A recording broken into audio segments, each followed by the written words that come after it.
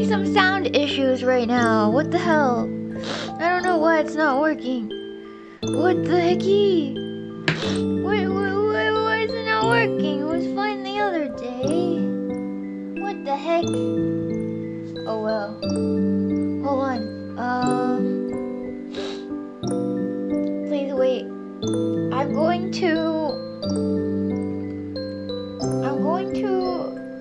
I need to restart my computer, so this stream might die for a second. Give me 1 second.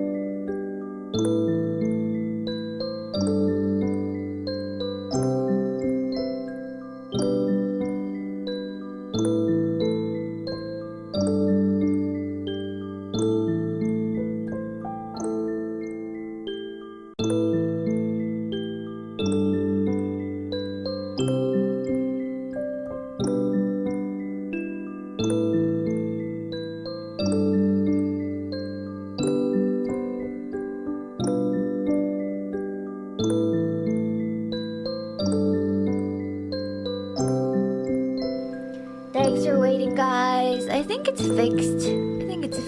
Ugh, sorry, my nose is especially stuffy this morning. Hold on. Super stuffy this morning. Give me 1 second. Okay, yeah, it sounds much better now, right? Hold on, give me... Oh, I just woke up, so I'm a little disorientated. Give me 1 second. I have to pull up my presentation. Hopefully it's saved, because goddamn, it's so many issues today. Okay.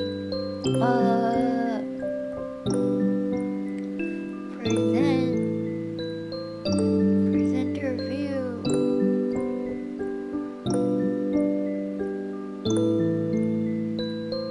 Is this the audience window? Hold on.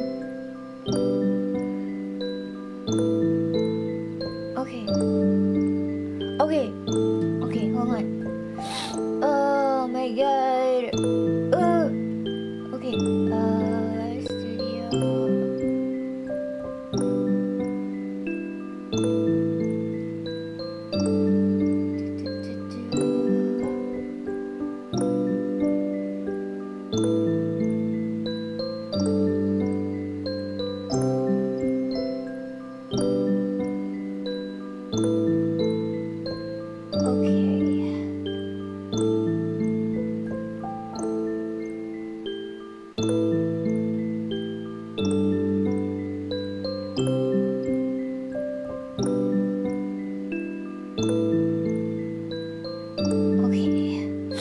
Okay, I'm almost there, guys. The stuffiness is worse this morning. I don't know what it is. Guys. My nose is not gonna get better for like months, so don't stop asking. I appreciate the concern, but I don't want to think about my nose right now. Like, at all. It's frustrating. It's so annoying. I don't want to think about my nose. Hold on. I have enough thoughts about my nose. Enough. I don't want to think about it. It's just gonna get better when it gets better. Hold on.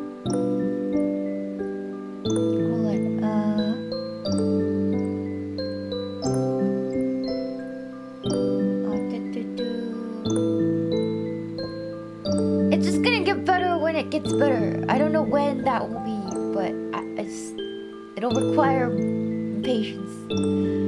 Hold on, where is... No, it's okay. It's okay that you bring it up. You just care. I'm annoyed with my nose, because I feel like I was lied to, you know? Like, they said this shit would be fixed, but it's not. It's worse. Nobody told me that recovery was gonna be this painful, but it is what it is. Alright.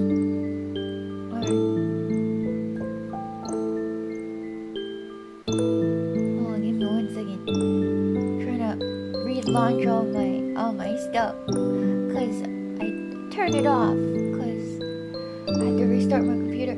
I've been getting force updates for Windows for the past like week every single night. I don't know what's going on over there at Windows, but like, screw that. It's so annoying. It's so annoying. Ah! Oh, computer, please.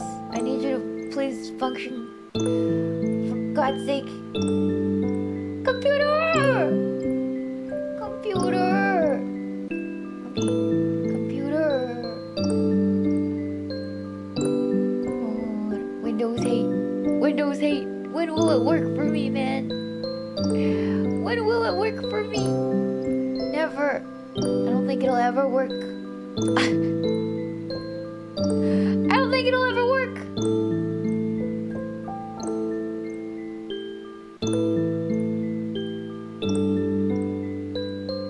Okay. I think we're cooking. I think we're finally cooking. Hold on. I think we're finally cooking. I think we're finally cooking. Okay, there we go. Okay, we're ready. Let's go over. Oh God. Okay.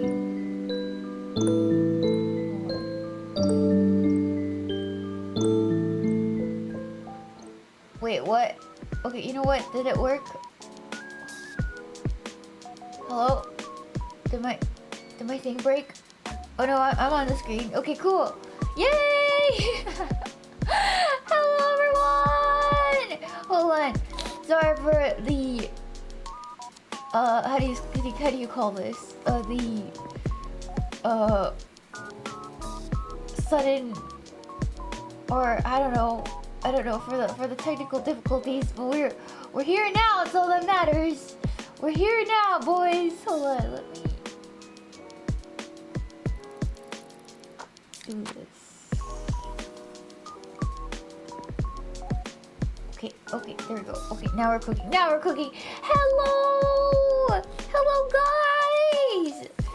I know, my nose is all stuffy. I just ate yogurt. I literally just like got up like a moment ago. I'm really disorientated, but the show must go on, you know.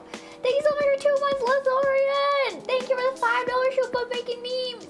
Sadly, I couldn't stick around right now, but VOD for me, keep doing your best. Thank you so much for making memes. I really appreciate it. Thank you. Thank you for the 13 months as a Monra.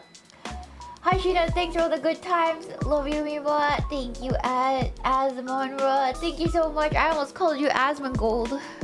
Don't let me do that again. Thank you so much for your Mash E or 11 months of members. Mash E, thank you. Thank you for the big shoe. Bye, yours. Can't stay on for the stream super late at night where I am, but I'm glad to hear you. Thank you, Azores. Thank you for the shupa. Azores, this is my usual stream time though. Like, but this is my usual stream time. Wait, I'm confused. Wait, you're usually around. So what changed? Did you move? Hold on. What do you mean? This is my usual time. Nothing changed. Hold on. Give me 1 second. Maybe you're traveling? That's true. This one does travel. Hello. He got drafted again. It's crazy. Thank you so much for $2 super, Matt Larson. Will there be a test afterwards? No, there's not gonna be a test. There's not gonna be a test. There's no test. Hold on. Let me pull up my pictures that I saved for you guys. I have a whole thing prepared, but I'm just not ready. Hold on. Where's the music? Okay, the music is playing for you guys, or is that good? Is that good, chat? Is the music playing for you guys? Hold on. Okay. Hold on. I got like a lot of pictures prepared. Okay, so just the presentation I'm about to show you is about Jeju Island. I don't know if you guys know, but it's a little island south of South Korea, and I feel like not a lot of people know about it.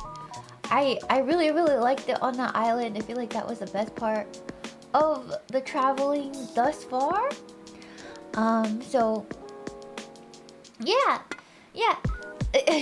A lot of people didn't know it was a real place. I had some IRL friends who saw I went to Jeju Island and I was posting pictures on my private like accounts and stuff like that, and they were like, I didn't know that Jeju was a real place.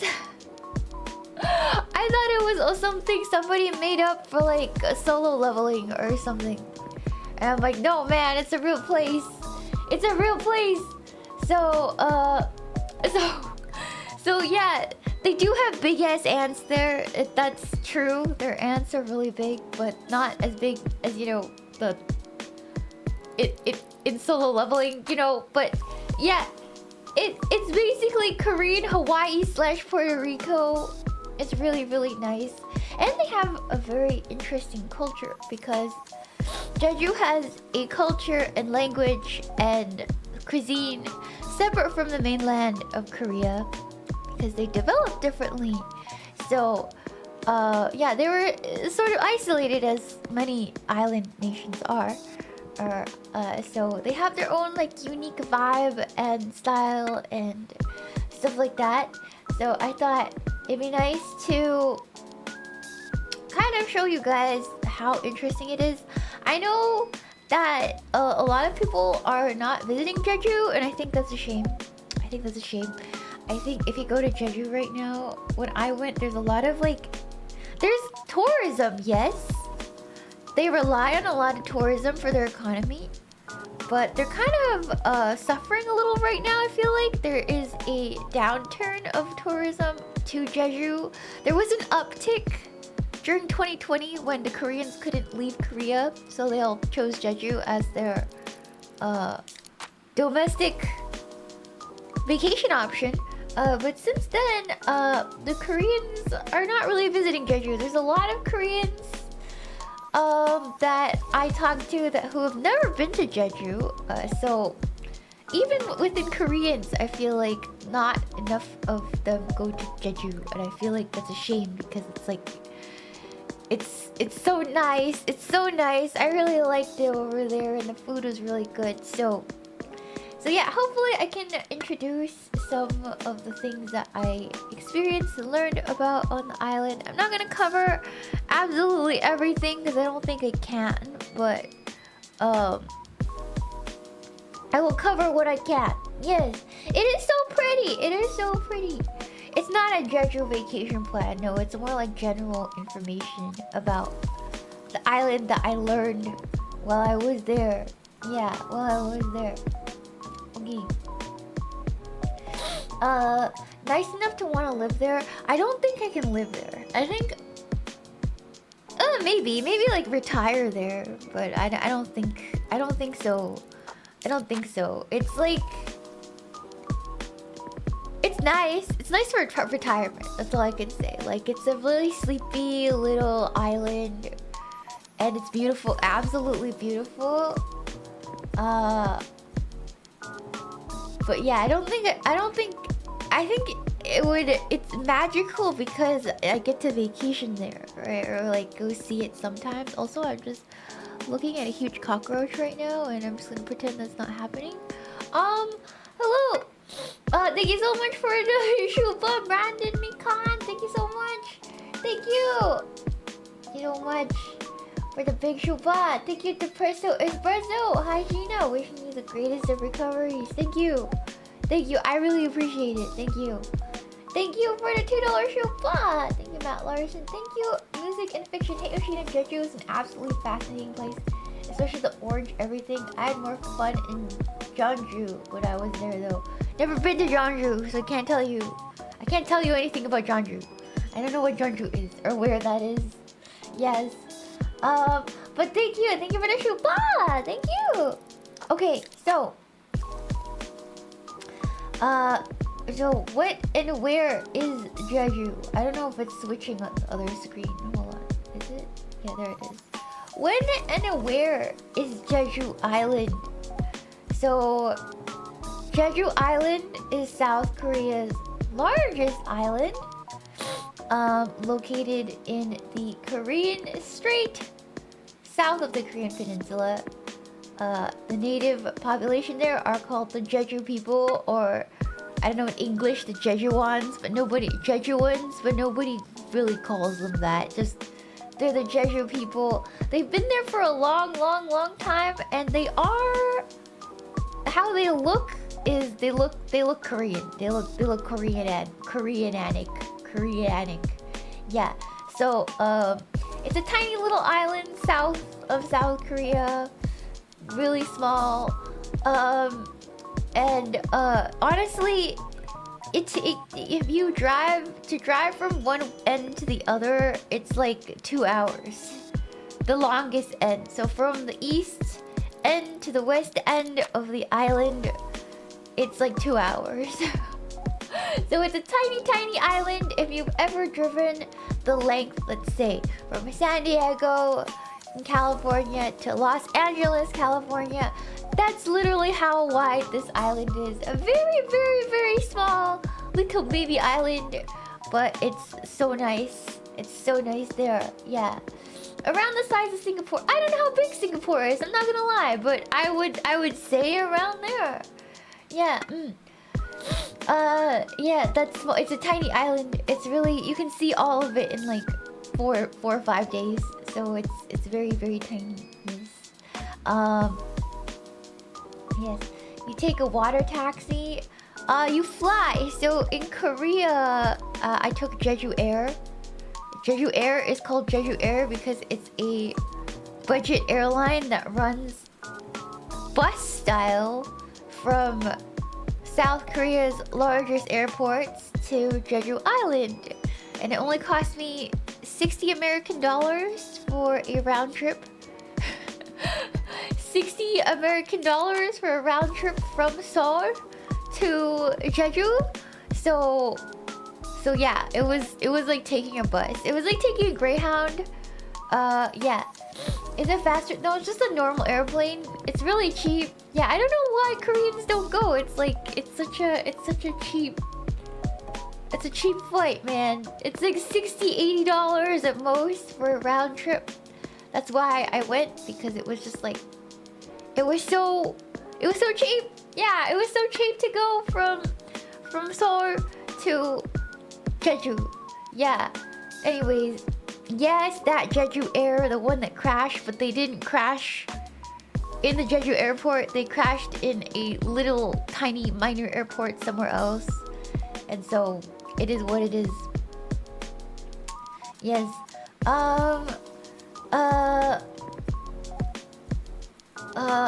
It's because they got bored of it. It's not because they got bored of it, because I talked to a lot of Koreans and some of my Korean friends have never been to Jeju, I guess. It's like they've just never been, you know, they just haven't found the time to go. It is quite strange. Yeah. Probably the I've been already train of thought. No, there's a lot of Koreans who haven't went. Yeah. That's true. Like, as an American, I haven't gone to Hawaii, so I guess it would be the same. I've never. But Hawaii is so expensive, chat. It's like, it's so expensive. I can't afford a Hawaii trip, like, at all, because the hotels and stuff are really expensive in Hawaii, and the flight to Hawaii is also very expensive. So, I don't know, man. Yeah, but Jeju is cheaper, way cheaper than that. Yeah, Hawaii is really expensive. Yeah, like Jeju, things on Jeju are a little cheaper than on mainland Korea as well.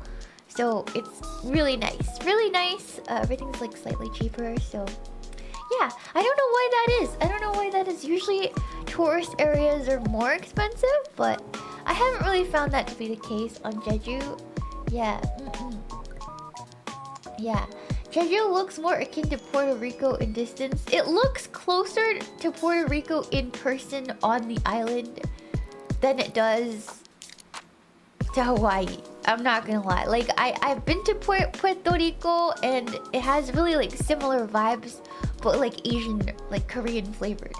That makes sense. Like the way the buildings are, and then you know how in Puerto Rico there's like some houses that are dilapidated right next to ones that are like newly refurbished, and they're just kind of like standalone and a little awkward. Jeju has that vibe. It's like a little. It's like the same vibe. Like it's like Puerto Rico with a different skin, I would say. Yeah, beaches are just as beautiful. It's very similar, but like Asian flavor. I gotta say, yeah. I think I like Jeju a little bit more in terms of cuisine, because it's more my style compared to Puerto Rican food. Not that I don't like Puerto Rican food, I just feel like Puerto Rican food is really oily and there's not much veggie situation going on. But on Jeju Island, it's much more light and it's much more my style, I gotta say. Like less deep frying, which, you know, so yeah, so it's very similar. If you've ever been to Puerto Rico, it's like Asian Puerto Rico. It's not like as developed as it doesn't look as crazy developed as South Korea does currently. So it has that Puerto Rico vibe, you know. Yeah. Anyways, okay. So who are the Jeju people? Jeju people, also known as the Jejuans. Nobody calls them that, but that's what they say. Just the Jeju people. They speak a separate language actually than the standard Korean. It is still Korean. It's Koreanic in nature, but it's completely unintelligible from standard Korean. So yeah, I guess it's more distinct than a dialect even, right? So if you go there, a lot of times they speak a language in which, you know, even if you're Korean, you're gonna have a little bit of a hard time understanding the people there. Yeah, they mostly speak standard Korean though nowadays. Like when I went, they do speak standard Korean with like a Jeju accent, but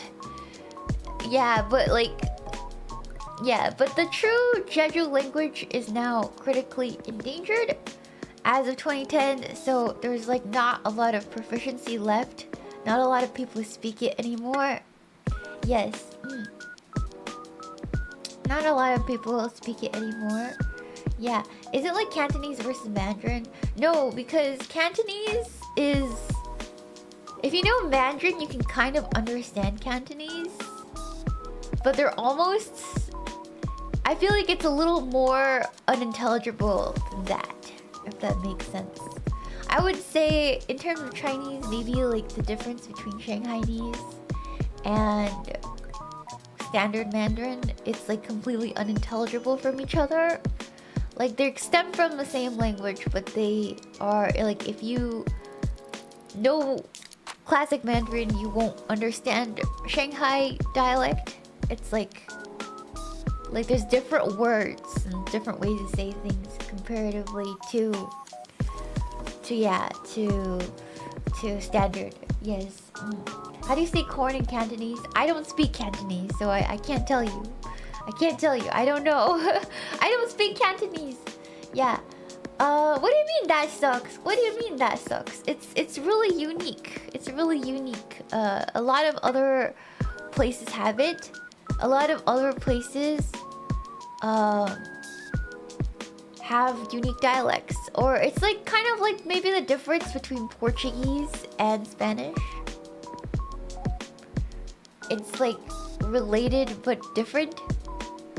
Probably even more than that. Yeah. Like Portuguese and Spanish, really similar, but like not the same, right? Like not the same. Yeah.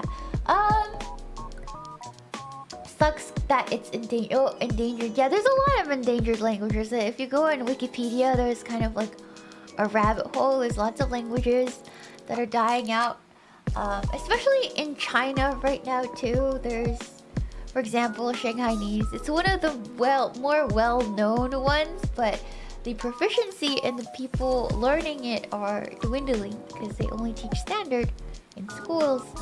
So one day, even Shanghainese will die. Will die. So there's a lot of languages that are dying out and will become dead languages in our lifetime. I do believe it's just not enough people are proficient or learning them. There's just not enough people passing those things down, right? Yeah. Yeah. Hello! I think modern technology probably preserved them. No, I mean... Okay. There's a lot of functionally dead languages. So it's endangered because...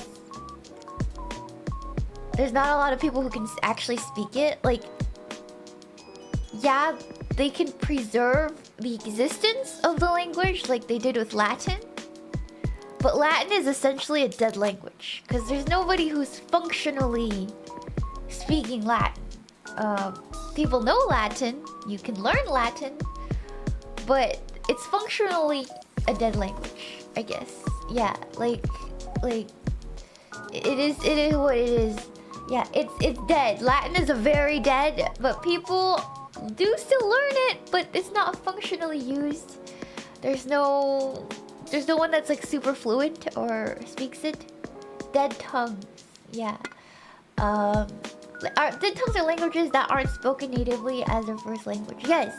So there's not a lot of people who know the Jeju language that are left on the island. It's really distinct, and there's not really a way to learn it other than learning it through just growing up with your elders, right? It's like one of those languages. You can't go to a school to learn Jeju language. It's something you learn because your parents spoke it to you when you were a kid and your family speaks it.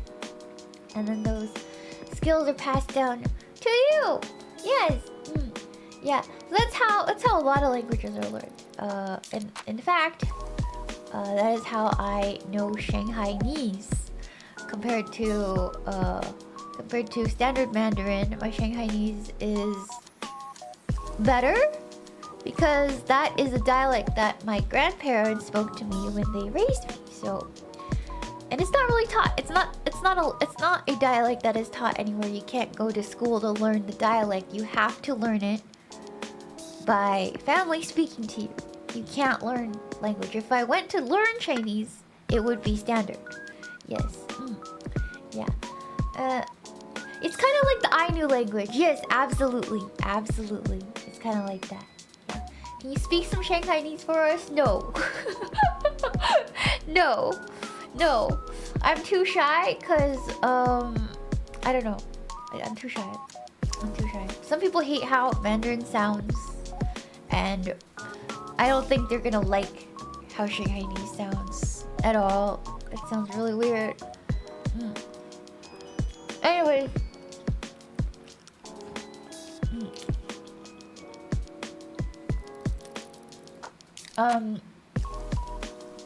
Impossible to hate how Shanghainese sounds. Yeah, no, I'm shy. No, I'm shy. Okay, I guess I can compare Mandarin to Shanghainese. Alright, so this is Mandarin. This is standard Mandarin. Okay. Standard Mandarin, I'm gonna say, hello, my name is Shiina. Alright. First, in standard Mandarin would be 你好，我的名字是 Shiina. Right? That is Mandarin. And in Shanghainese it would be 侬好，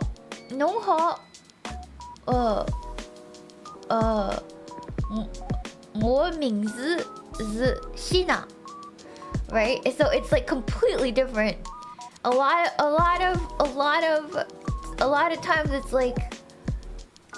like completely different. There's like different words for different things too. Yeah, so it's like it sounds completely different. It's not remotely similar. I have Chinese friends and they can't understand at all. Like when I speak to my family, no idea what they're saying. So yeah, I don't know how to speak Jeju language nor Korean. I'm not a Jeju or Korean person. Yes. Yeah. Yeah. So it's really different. It's really different. A fellow Shanghainese person in the wild. Oh my god. Zhang Henying. Oh my god. Oh my god, that's crazy. Okay, so like for example, Shanghai is Shanghai, right? In Mandarin, but in Shanghainese it's Zhanghenying. So it's like it's really completely different. It's different sounds altogether. It has different intonations because Mandarin's a really tonal language. But in a lot of Shanghainese, it's kind of like it's still tonal, but it's like lost. It's like simplified, I guess. It doesn't have as many like tones as standard Mandarin, so it's like really cut down, I guess. Yeah. Yeah, so it's really interesting. So these in the picture are important. These are important women that we'll get back to later, but they're called henyo. There are women. They are women divers.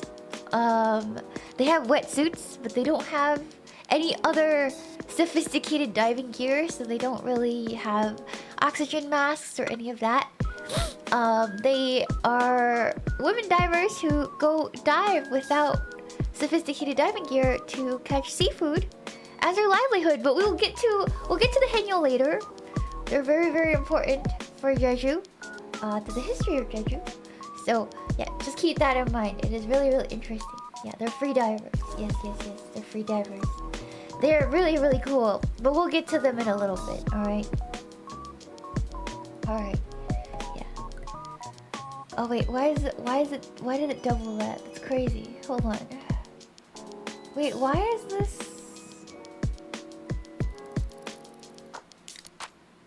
Okay, yeah, no, it's a different one. So Jeju is a volcanic island. So you guys see in the middle here, that is Harasan. That is Mount Hala in the middle. It's a massive shield volcano in the middle of Jeju. It is dormant right now, but it is not a dead volcano. So I don't know, one day it might erupt, but last time it erupted was thousands of years ago. So who knows when. It makes up of most of Jeju. So if you see, they drew it really small here, but like the whole thing is Mount Hala, you know, like in the middle. It takes up most of the island. It's a very like sloping, gentle shield volcano. Yeah. So yeah. So it's it's there. It hasn't erupted for as long as I know history, for as long as people know. Yeah, it's really cool. I think it's the tallest mountain. I could be wrong, in Korea, but like Korea doesn't have a lot of mountains, honestly. So could be one of the only mountains. But yeah, so Mount Hala makes up in the middle. It's like a pimple of the earth. It's really cool, which means that Jeju is also known for another thing, which is rocks. It's a really, I don't know, Koreans know Jeju as a very inhospitable, like a very tough environment. It's really windy. It's really windy on Jeju. There's a lot of wind. It gets a lot of wind. And there's not much dirt on it since it's a rocky island, so it was hard to make dirt to grow things on. But they had a lot of rocks. They had not a lot of everything, but they do have a lot of rocks, like special rocks, volcanic rocks, basalt rocks. And we go to Jeju. This is from a Meemaw Jeju, which is one of the souvenir stores I went to. Very cute stuff. You can buy merch of rocks. Oh, yeah, I actually own this thing. So it's like little basalt rocks. Really cute, little cute keychains of little pleasure rocks. Little rocks with little holes in it because it's a basalt rock. Really, really cute. Yeah, Bee-boo babies. Yeah, so I have one of these. You guys can see them here. Really cute. We put them with the rocks. Pictured here is actually a very classic thing you guys will see on Jeju. Yeah, it's like these rock walls, like these things.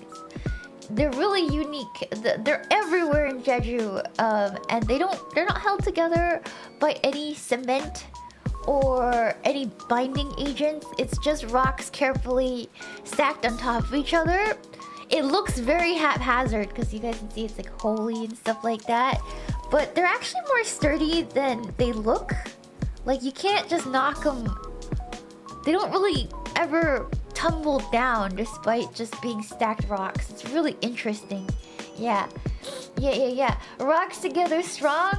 There's a lot of these stacked rock fences. There's no binding agents. They're just stacked like that. It's really interesting. Yeah, dry stone walls. Exactly. And a lot of the fences, even till this day in Jeju, are made like this. It's like a very uniquely Jeju thing. They look really haphazard, right? Back in the day, they didn't have a lot of building materials, so they used the basalt rocks to make... There it is, the Jeju mud hut. It's unironically a mud hut because the house is actually binded together by mud, and it's made with those rocks. As you guys can see, the thatched roof is tied down with rope because guess what? Remember what I said about the wind? In Jeju, it is very windy on Jeju, so in order for the roofs to stay on, they have to tie down the thatched roof with a lot of these ropes. And the houses are really short. They're really stout because of the wind. So, yeah, we saw a lot of these. I have a picture that I took of this. Hold on, let me show you guys. Let me show you guys a picture I took of one of these huts. Hold on. So these pictures that I put on here are like from the internet, but I have some pictures that I took myself of some of these structures that are still standing. A lot of times you guys will see modernized versions of this. Like you could tell it obviously used to be one of these houses, but they have refurbished and modernized it so it looks like you could tell it's still that, but it has really nice doors and like stuff like that. So they're still out there. Hold on. Let me see. Okay, so these are a couple pictures that I took. I believe this I took in I feel like this is AWOL Cafe. No, near AWOL Cafe Street. I don't know, I could be wrong. This is one that I took. And then there is this one as well. This one, hold on. My gay best friend was really interested in seeing these old houses. So, this one in particular was definitely by AWOL. I feel like it was by AWOL Cafe Street. But it is actually the old house of a poet, a famous poet in Korea that was from Jeju that they preserved.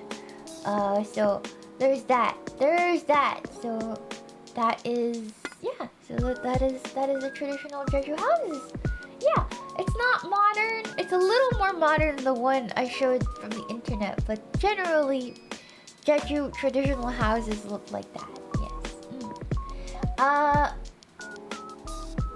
People typically don't live in these anymore. If you go to I think Songguk Village, there's still the largest concentration of functional traditional Jeju houses still being lived in today. So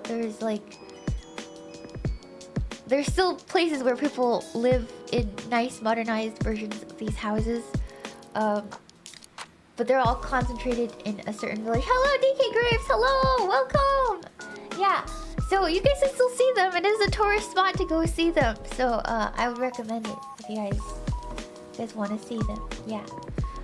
Really interesting. Really interesting. You can also see what the inside of these look like at museums and stuff. The folk museum in Jeju, which is where I went to see it. The inside and like stuff like that. So where I learned a lot about what you guys are seeing today. Yes. Let me see. What else do I have to show you guys from this section? Oh yeah, I have more houses to show you guys. So here's a bigger version. Here's a bigger version of these houses. This is probably like a noble's house or something, because it's much bigger than your average. Than your average Jeju mud hut. It's like a ascended Jeju mud hut. Like definitely somebody a little richer lived in this one.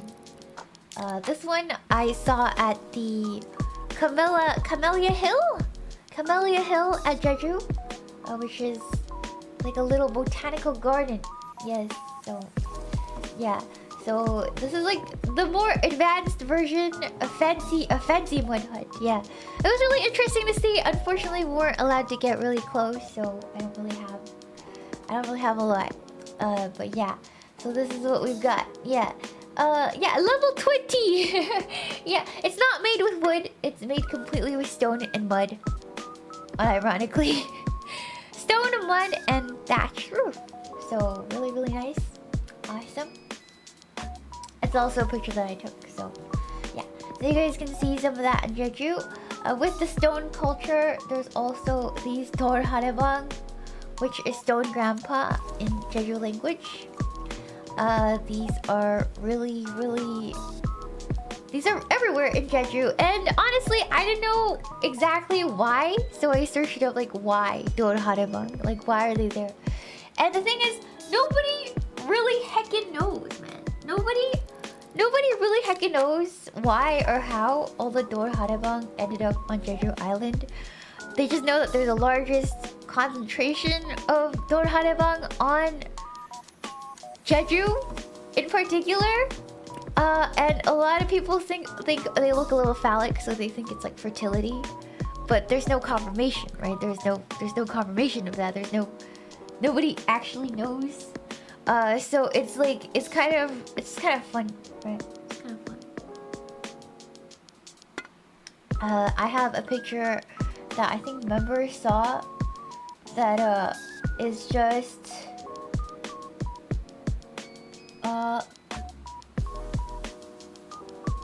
I just want to make sure that one I didn't post the wrong thing out of stupor. Hold on.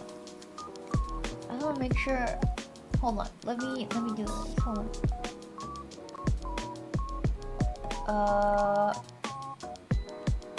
Let me see.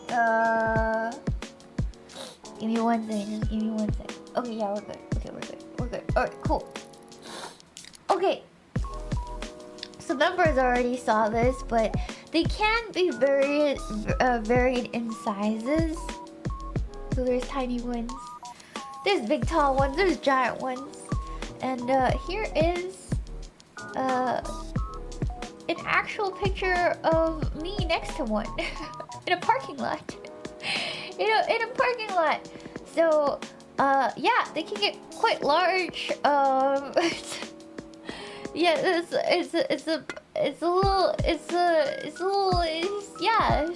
just everywhere. They're like random places, and yeah, they're really cute. They're really cute. Yeah. A lot of the merch, for example, my Snoopy that I showed you guys. My Snoopy. I'll show you guys my Snoopy. Hold on. Wait, did I even have a picture of my Snoopy? I posted a picture of my Snoopy on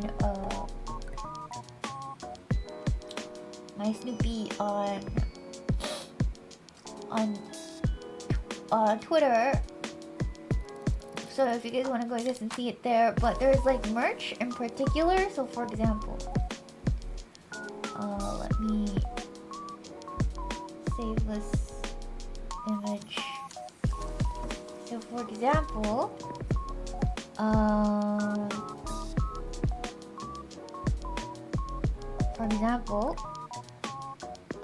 let's see. Let's do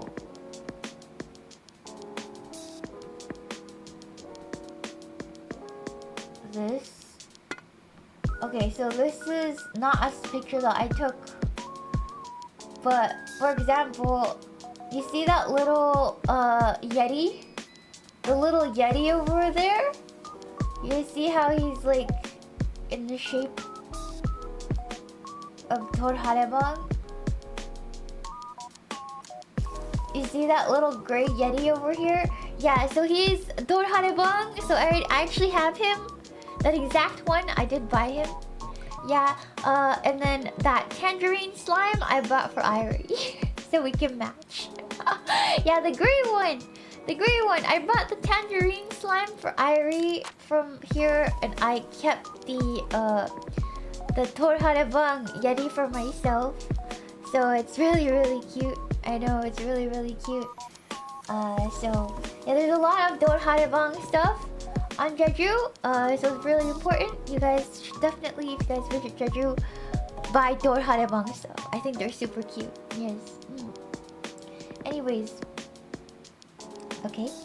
And then it's also known, I think, more famously in modern times as Tangerine Island. So, you see, this picture is of the most famous and loved Jeju tangerine called the Harabong. The Harabong!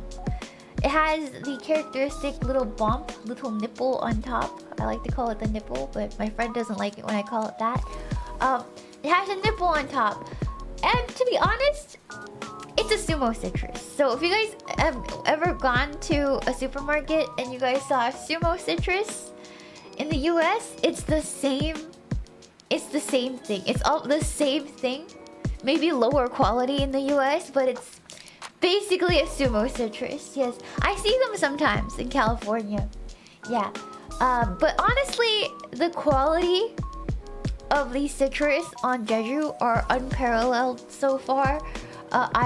Every time I get a sumo citrus in the US, it doesn't taste the same. So you kind of have to come to Asia to try the harabong. It's really acidic yet sweet and balanced. It's really, really good. Yeah. So yeah, the harabong can only be grown in Jeju. If it's the same tangerine grown on US soil, it's no longer a harabong. It is a sumo citrus born out of California soil, which makes it taste like crap apparently. Because I've never tasted a sumo citrus as good as when I went to Jeju. Which also, look, remember Meemaw? I also have this, the same maker as that rock keychain. You can buy a lot of tangerine goods in Jeju, but this is the one that I got. Really, really cute. Very, very awesome. And if you guys are a tourist, if you go to Jeju, everybody buys this stupid orange tangerine bucket hat with the green leaves on top. Everybody buys this hat when they go to Jeju. I didn't buy one because I didn't think... Orange is really not my color, guys. I like orange as a color, but it doesn't really suit my skin tone. So I didn't buy one. But every tourist will have this drip. It's really cute. So everybody looks like little tangerine tourists when they go to Jeju. It's really, really cute. Yeah.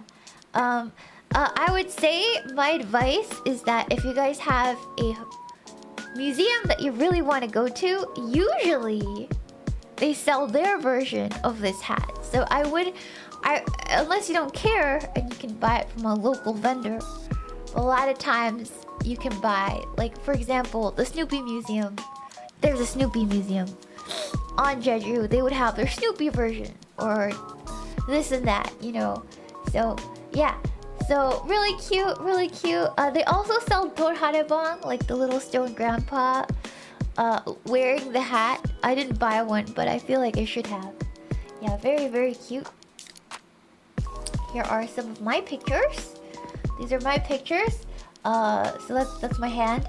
This is from a cafe called Orn, right by the seaside. And right here, I'm eating a harabong. Opened it up, and you can see it comes like this on top of the drink, the harabong. And this is me holding the drink. They speared the straw through the harabong. You can actually take it off and eat it separately. Really delicious, ripe citrus. Like gorgeous juice. Highly recommend it. Gorgeous views. Great cafe. There's just a lot of tourists at this cafe because it's so beautiful. If you come during a certain season, I just missed the canola flowers, but there's a beautiful canola field out back. And it's also filled with pink pampas grass during other seasons, which makes it look ethereal, if I have to say. Do I have a picture of this canola? I think I do. I think I have a picture of the canola. Hold on. But some places still had it. I was like the end of canola season when I went. Do I have a picture? Yeah, I do. Alright. Okay, so I don't think you guys saw this one yet. Hold on. I don't think you guys saw this one yet, but I got sorry, my nose.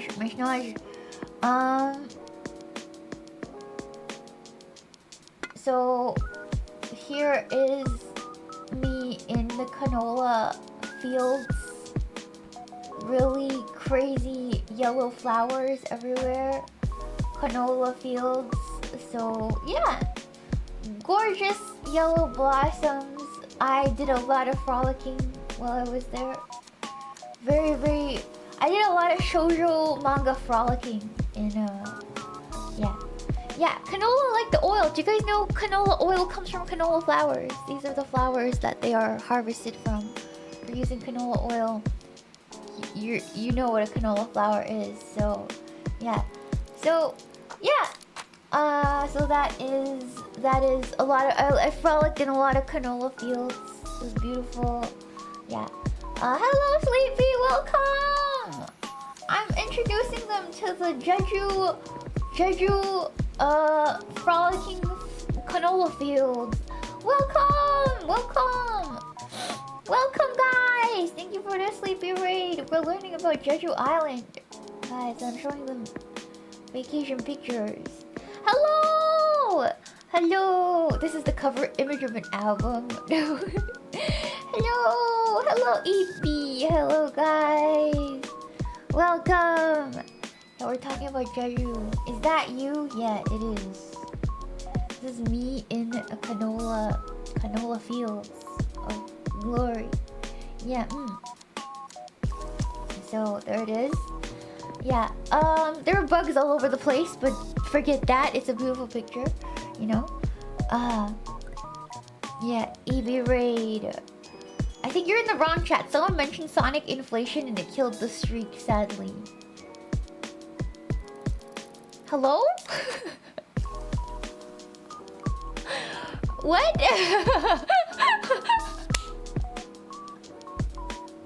Chatter, are you okay? Are you good there, my friend? Okay, thank you so much for $5 shoot, Muhammad. Just don't call canola by its other name. What's its other name? What's canola's other name? Wait, what is that? Artery clogger. I don't know, vegetable oil. I don't know. Thank you so much for the mod, Sleepy. Oh my god, yes. Wait, where, Sleepy, can you comment? Oh, give me 1 second. I don't know if I can do it right now. There's too many windows open. Hold on. Ooh. Okay, I have to mod Sleepy in a little bit. Hold on. I have to open a new window to do it. Hold on. Hold on. New window. do window. Okay, I have to go to my channel. Okay, what? You guys, the other name is rapeseed oil? What's so bad about that? There's nothing wrong with saying a plant's name. It's like, oh, you can't talk about a bird because his name has tit in the name. And I can't stop thinking about titties. That's a you problem. That's a you problem, man.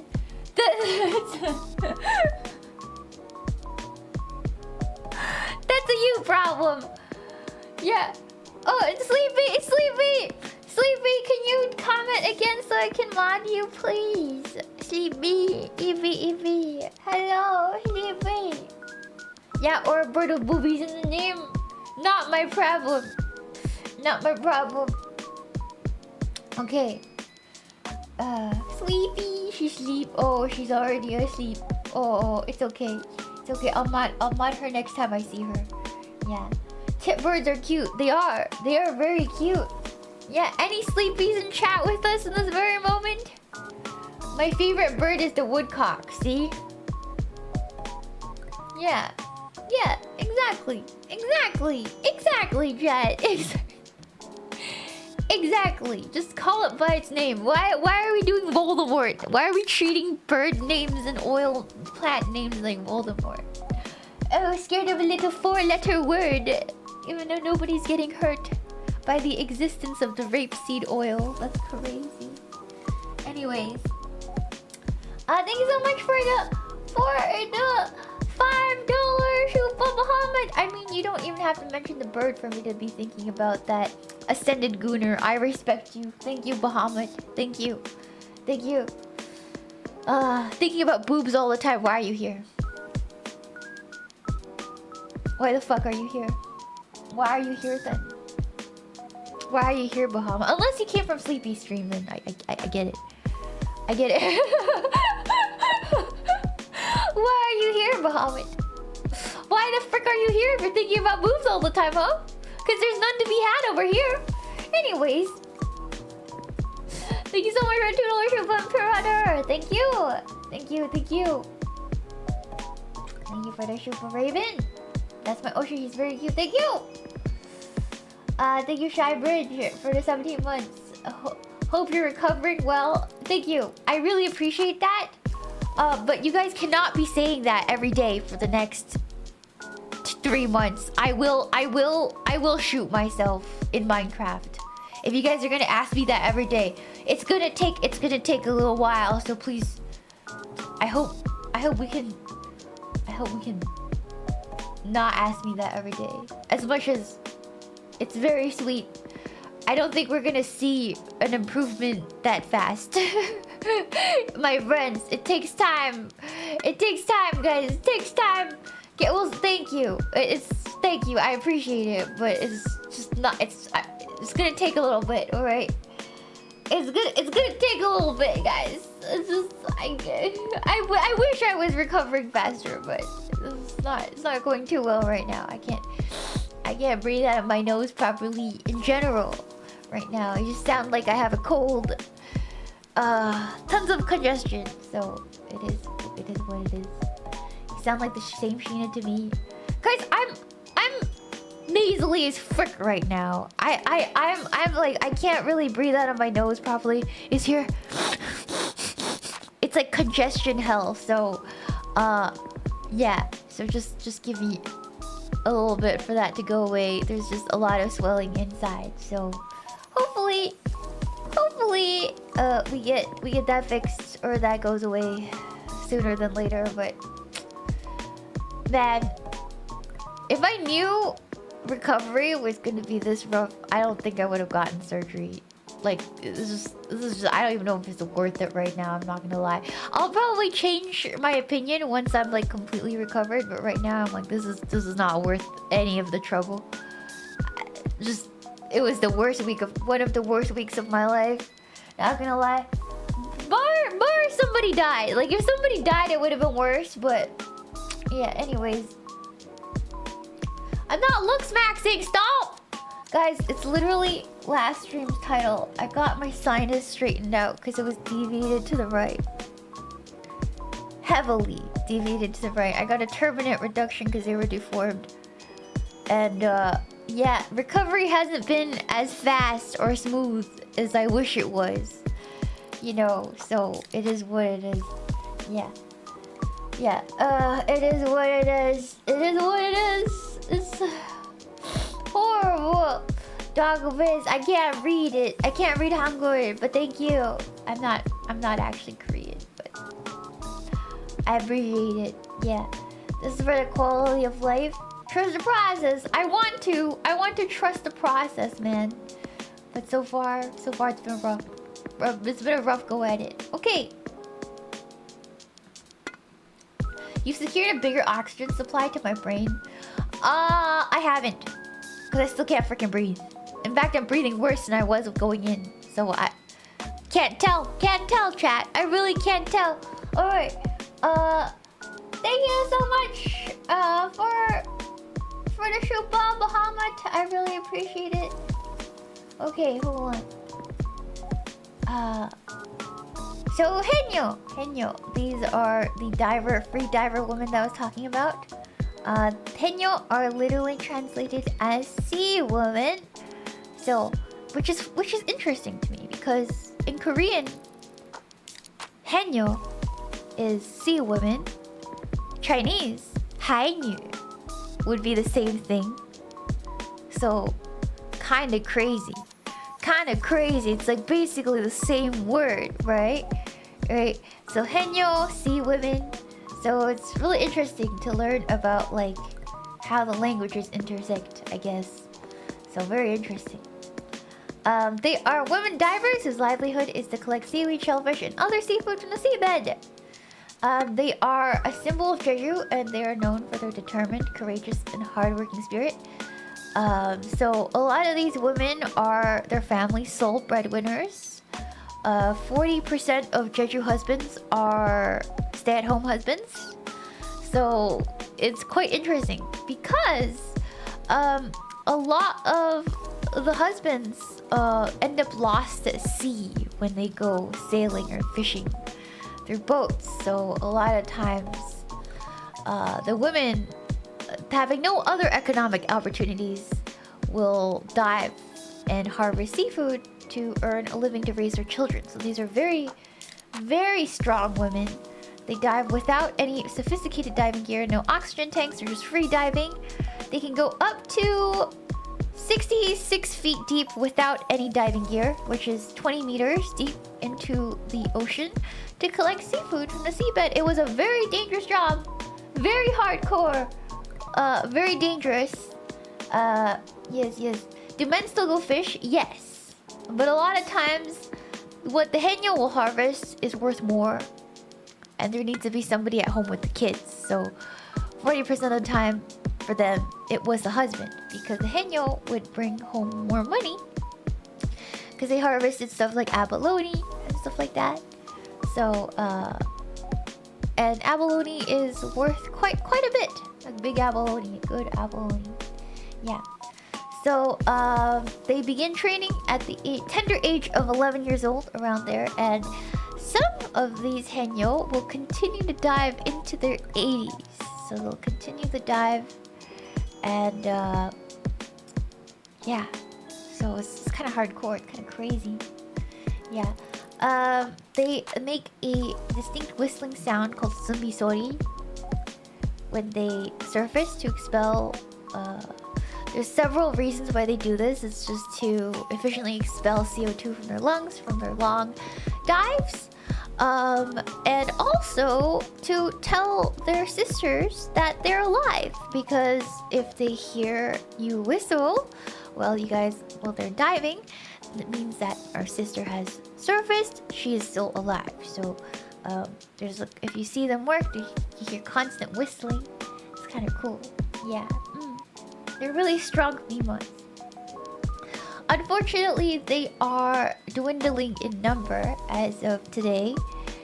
They're dwindling in number because there are other economic opportunities now. So like before, Jeju was not known for its tangerine export or tourism or stuff like that. And in those days, harvesting seafood and seaweed was the only thing you can do. One of the only things you can do to earn money. And it was really hard, dangerous work. So now, with modern times, there's like better, less risk work you could do. So they still exist. Like the henyo still exist. They still work. If you go to Jeju, you can kind of see them work. During certain hours of the day, you can hear them whistle and swim in the ocean. They're big tourist attractions, so you guys can go see them work at any beach. And there's also a museum you can go to learn more about the henyo. Before we move on, I wanted to show you maybe a obvious thing. Hold on. Impact that they have if you go there. The different way to experience henyo. You guys can see them at the museums and see them working, but also there is little indirect ways you can enjoy their work. So this is hold on. Give me 1 second. What's going on? So for example, this is Umu, which is a famous pudding shop in Jeju. So this is a picture of me and my pudding that I bought at Umu. And then hold on, there's more. It's a really cute shop. I gotta show you guys.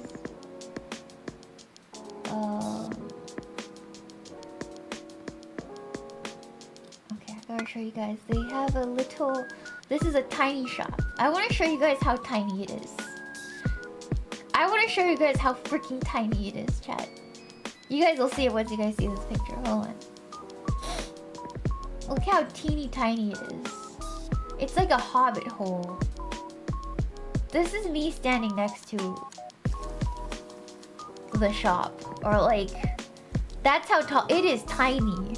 So, it is like a little hobbit shop. It's a little hobbit shop, man. So, yeah, you have to duck to get in. Yeah, it's it's tiny. It's tiny. It's tiny. Yeah. So, it's crazy tiny. But basically, this pudding is made from seaweed that is harvested by the Jeju henyo. So it's a big spot to go to. The pudding is worth it. I would go to eat the pudding. They also sell stuff like hand soap and tea and stuff like that, which is really nice. All made from local ingredients. And so yeah, if you guys want to experience what the henyo have harvested, you can go to Umu and buy the pudding because it's made by the seaweed that the henyo harvest. It's a very indirect way of supporting them, but you know where your seafood is, or your food is coming from. There's also a lot of restaurants that sell henyo harvested seafood. So really cool. How did it taste? It was really good. It was really light. It was really delicious. Yes. Yes, it was really light, really good. Yeah. So now, I want to show you guys some videos of this henyo. I just thought it was fascinating, and I think we should definitely watch it together. Hold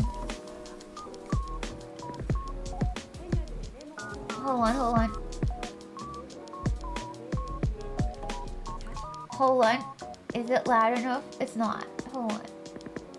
Let me turn off my... Let's turn this off. Is this loud? Is this as loud as it goes? That's crazy. It's really as loud as it goes. 가족들을 위해서 가는데. Okay, hold on.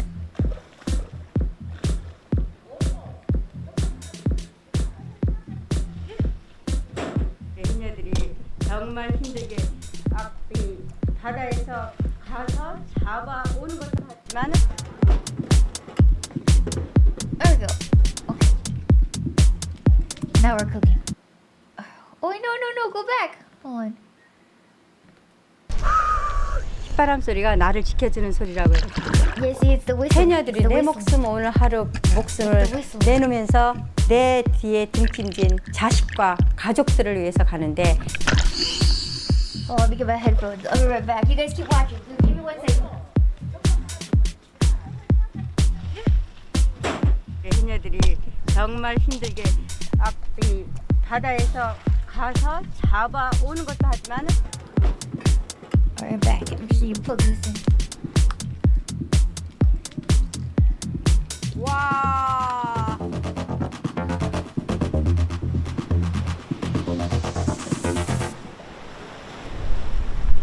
So yeah. 지금 다리에 쥐가 나서 내 손이랑 같이 먹어야 되는데 그래서 다리가 아침 되면은 막 쥐가 바짝 나갖고 다리에 막 쥐니까 See, it's really hard on their bodies. 되는데 물속에서는 다리에 쥐가 나면 큰일 나잖아요.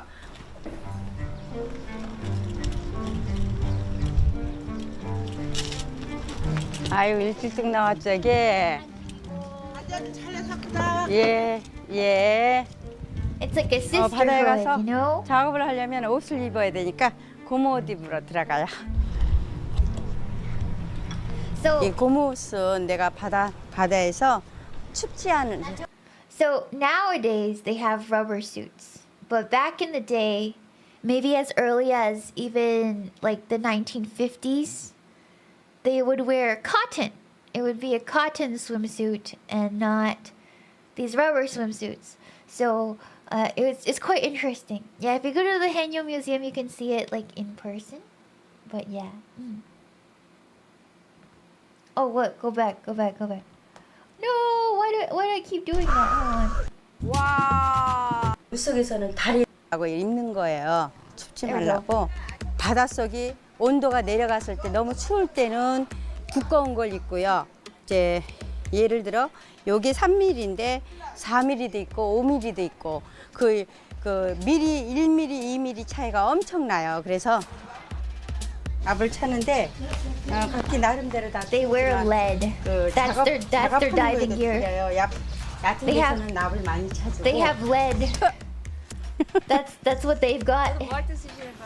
전복 이렇게 딸 때 쓰는 거예요. 소라를 잡으면 손에 이렇게 세 개밖에 안 되니까 물속에서 탁 감고서 다른 것도 잡고 이렇게 합니다. These grannies are no joke, guys. 아, 껌!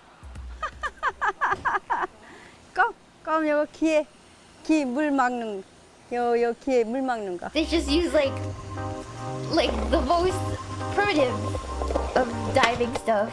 They're so cool. 저리 나 걸어가기가 문제라. 계란 걸어가지 말고 나랑 같이 가면 여기서 휘어가 여기서. 쉬어가지 못한다. 아니 이모 They're super hardcore. 여기가 편안해요. 아, 나 말을 안 듣네. 이모. 이제 옆에 버스아마 친구 삼아 이 어춘 기장님도 따로 하지 말라. 저 위험할 수도 있다. 저는 한 40년. 나도 해녀를 배우기까지가 너무너무 힘들고 10년 기간이 지났지만 해녀 일은 내가 바다에 가면 저 보물 창고가 있잖아요. 냉장고, 나의 냉장고 이렇게 그리고 내 위에 사장, 회장이 필요 없잖아요. 언제든 바다는 오라 해서 내가 갈 수 있으니까요.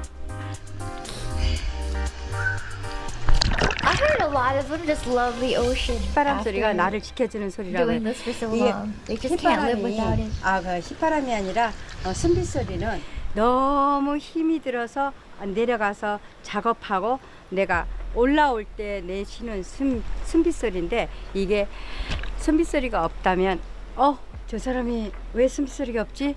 오늘 이제 옆에 해녀들이 이제 그 같은 그 Yeah, see, the 친구분들이 whistling's like 걱정을 해요. it's really important. 그래서 숨빗소리를 이렇게 내면서 해야 그래도 살아있구나.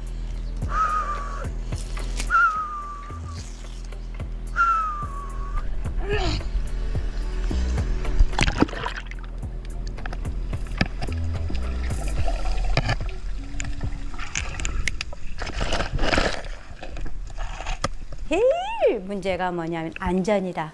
네 목숨과 맞바꾸는 거 아니야? Yeah, it's really 여왕님이 dangerous, 주시는 guys. 대로 오늘 못하면 내일 하지. 그 사이 중에 한 번 목숨을 잃을 뻔하신 경험이 있었다고 들었어요. 네. 젊은 기백으로 욕심으로 욕심을 낸 적이 있었죠. 저는 진짜 여기 상군만 근데 거기서 물이 이제 싹 썰물이 돼서 이렇게 하는데 막 들어서 전복이 막 내려가서 그냥 따서 발버둥 치고 막 올라왔는데 딱 반발 사이에 이렇게 햇빛이 쫙 They do have very strong lungs, trained at a young 내가 age. 멈칫하더니 순간에 좀 몸이 느끼는 거예요. 그 한순간 0.001초에 5만 가지 생각이 와 이거 나가 지금 죽는구나. 그 마지막에 그 순간에 내가 힘을 다 빼보자. 살살살살살 이렇게 쳐봤어요. 쳤더니 몸이 위로 올라가는 거야.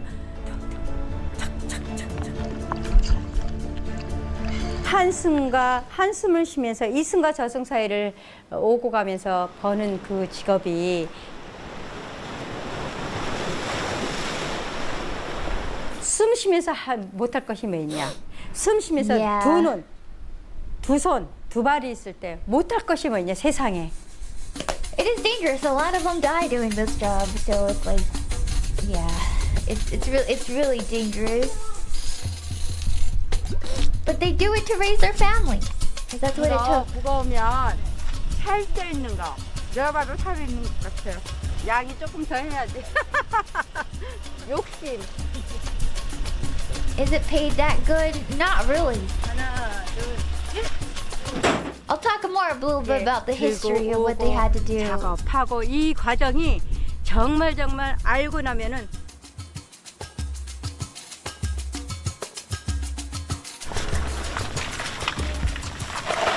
지금 성게 잡아온 거 까는 작업을 하고 있습니다. But yeah, hold on. Let's see if there's more 네, like 우리 diving stuff. 가파도 성게는요 전국에서 So harvesting the 그러지, 겨울에. uni, 으쌰. wave. Yeah, 우리 제주도 and like cooking. So 우리 basically, 이제 가파도 성 yeah. So basically, a lot of them also like run restaurants. So they just sell the seafood for a living. The issue with this, so they can earn relatively like a living, right, doing this, but historically they've been taxed out of the wazoo. So back in the day, there was this crazy tax, like back, I don't know when, but there used to be this crazy tax that basically the government or the local government claimed like half of their earnings. So they had to work really, really hard to make ends meet for their families and do this dangerous job. Yeah. So there's actually this one person in the past that abolished that tax on henyo harvests, and then they were allowed to make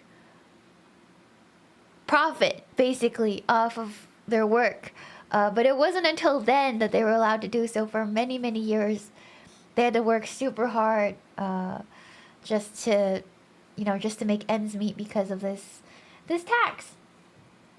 Yeah. All right. Let's see. Hold on. Turn that on again.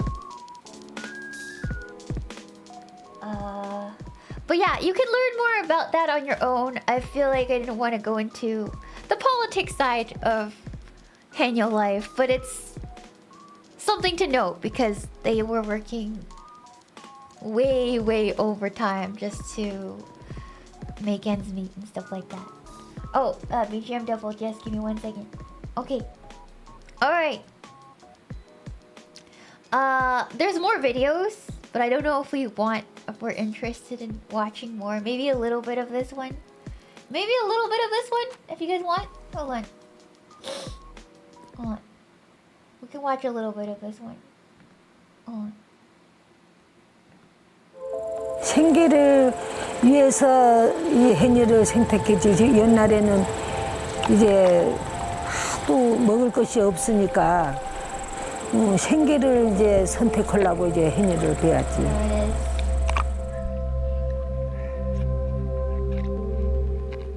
In the South Korean island province of Jeju, there are female divers known as haenyeo, who have been diving for hundreds of years, harvesting seafood to support their families. Yep. 이름은 김목자고 78살이에요. And she 해녀 still 하기는 dives. 13살부터 하고 그런데 그때는 우리 제주도에는 처음에는 여자만 누지도 하고 역사에 대해서는 아는 것이 뭐 우리 물질해서 벌어서 새끼들 하고 이제 먹고 사는 거 하고. Yep. These women dive using no breathing equipment, holding their breath for minutes at a time, scanning the ocean floor for valuable sea creatures. But today, it is a dying way of life. It's dying out. 그때는 양이들하게 해녀들이 물질을 이제 소라 잡는 분들만 한 200명 됐거든. 그랬는데 지금은 100명도 안 돼요. 소라 잡는 분들이 이 멀리 나가는 사람들이. 지금 해녀 하는 해녀들이 없으니까 이제 나이 들어서 다 죽어불고 그래서 Yeah, Grandma has more energy than me in the best of 이 moments. It's true. She's like more 바다에 fit 기는 than 해녀가 like 있어야 90% of this 수도 cat. 의뢰야 우리 나라도 살고 다 우리 다 살잖아.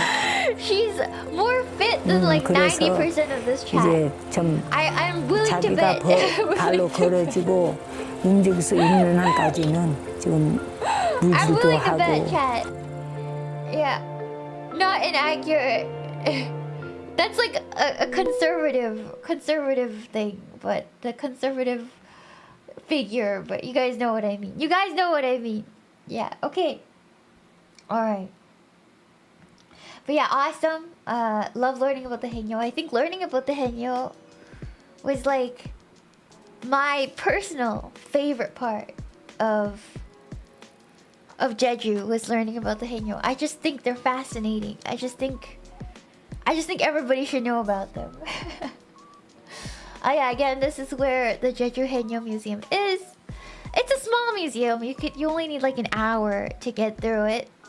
But it teaches you about their way of life. I would recommend it. It's like a part of the day. It's on the way to see other things.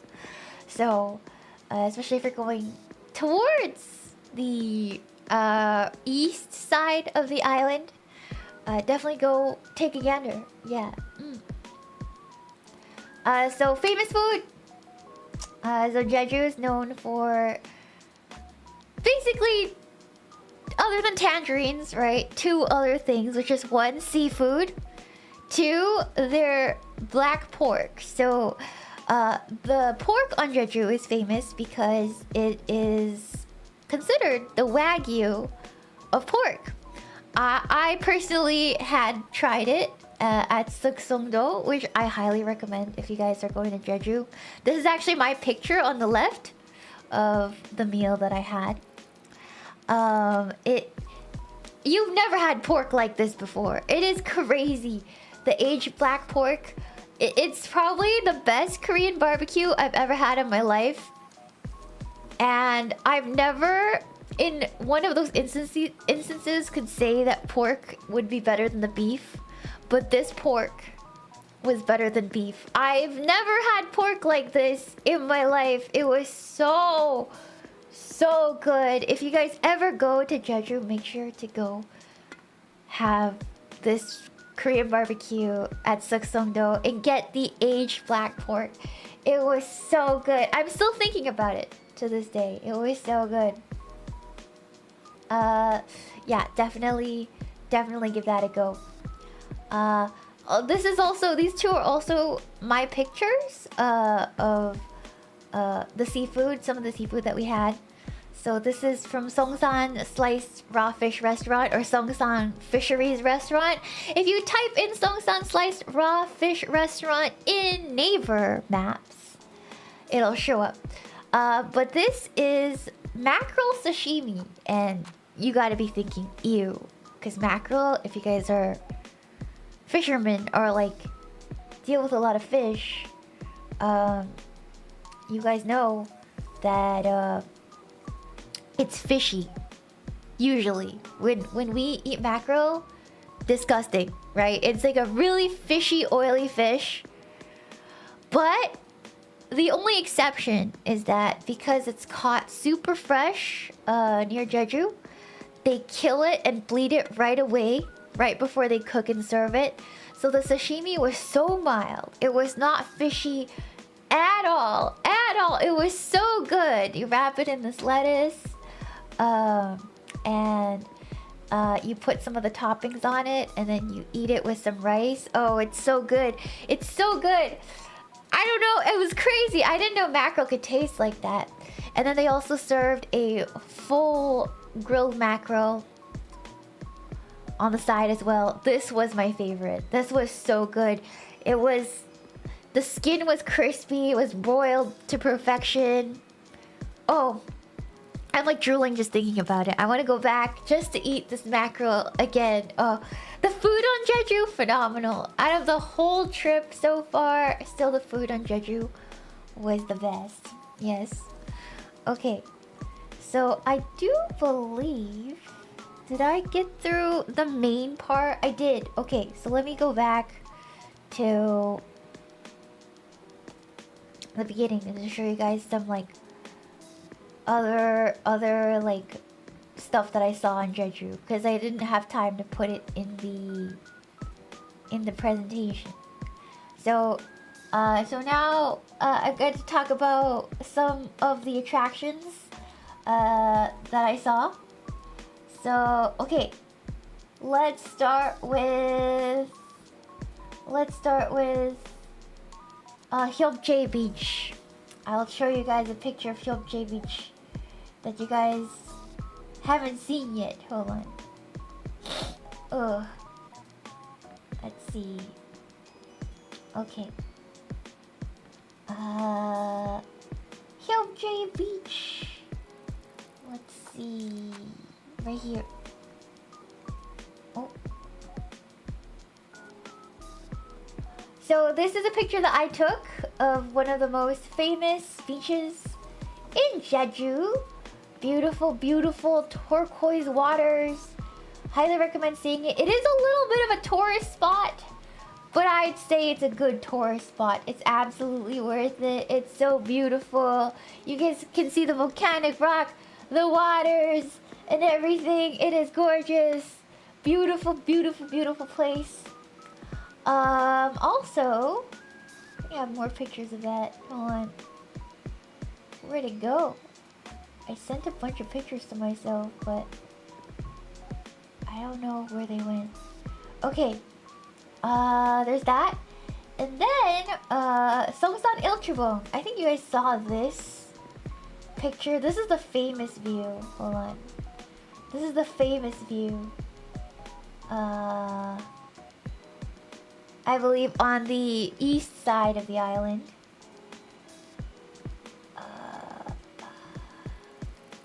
I feel like if you know Solo Leveling, you know Songsan Ilchubong. It's a real place. It's not just something they made up for the sake of Solo Leveling. It is a real place, so definitely it's worth checking out. And it's you can actually hike up this thing on top, but it costs money, so I didn't end up hiking. It was also bitterly cold. I just stood there just to see the view. Yeah. So yeah, they made a mountain based off Solo. That's not how it works. It's very, very, very pretty. Very pretty. And then here is me standing on the edge of the water. I forgot. I think this was I feel like this was in another beach. This wasn't Hyokje, it was somewhere else. It was somewhere else, but it's just beautiful to stand on these rocks and just look into the water and stuff like that. And then what else? There's also I saw this funny thing. Guys.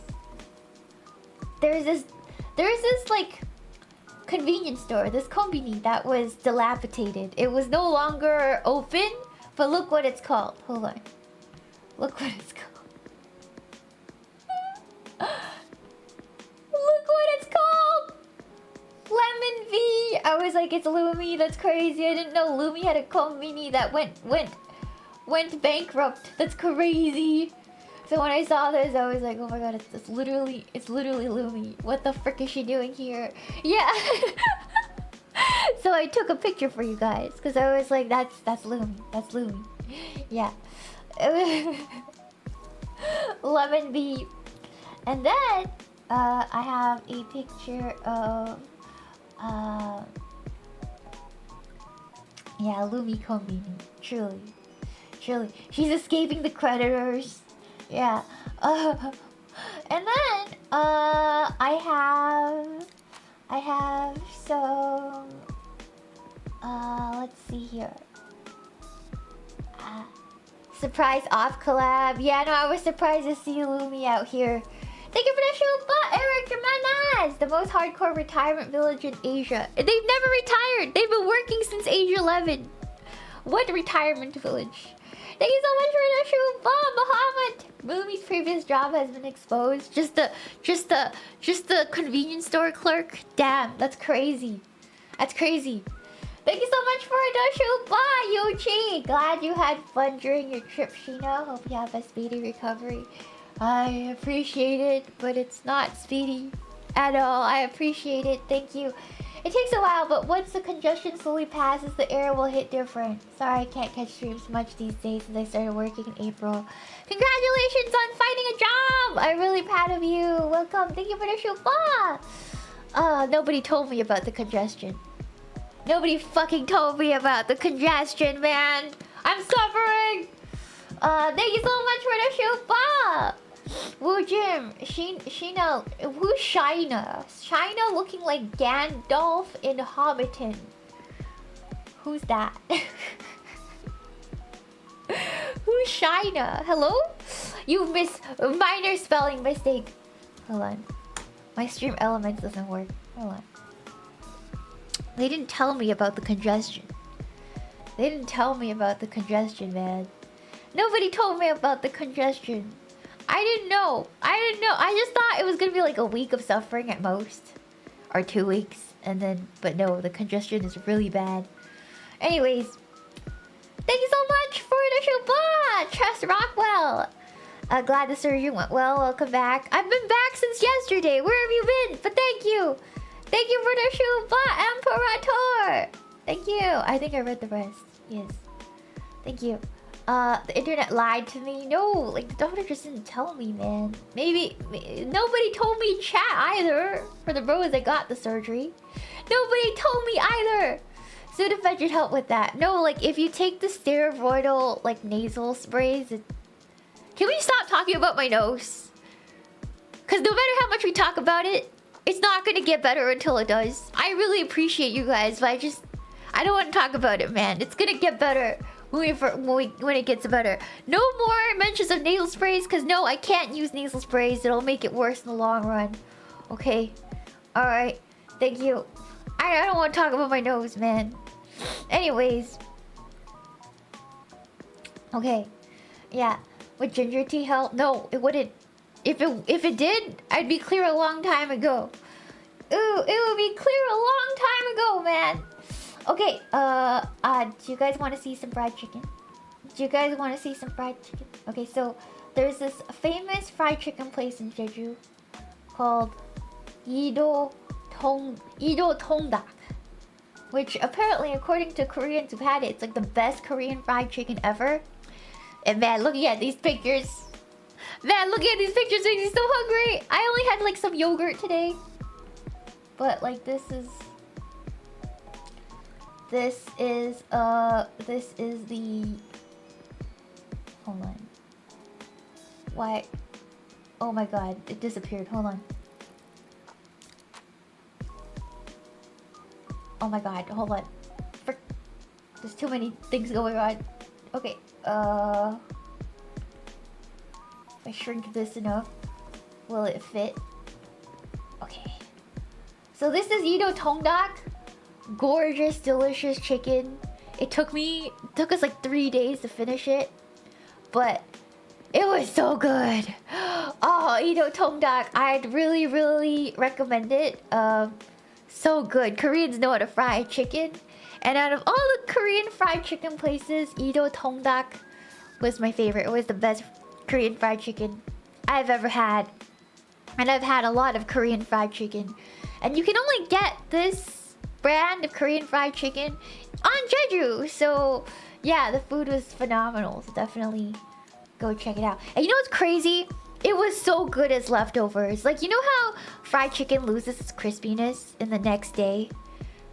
But for the next day, when we had leftovers, me and GBF, my gay best friend, we microwaved this stuff again, and it was still kind of crispy. It was insane. I'm like, what witchcraft is this?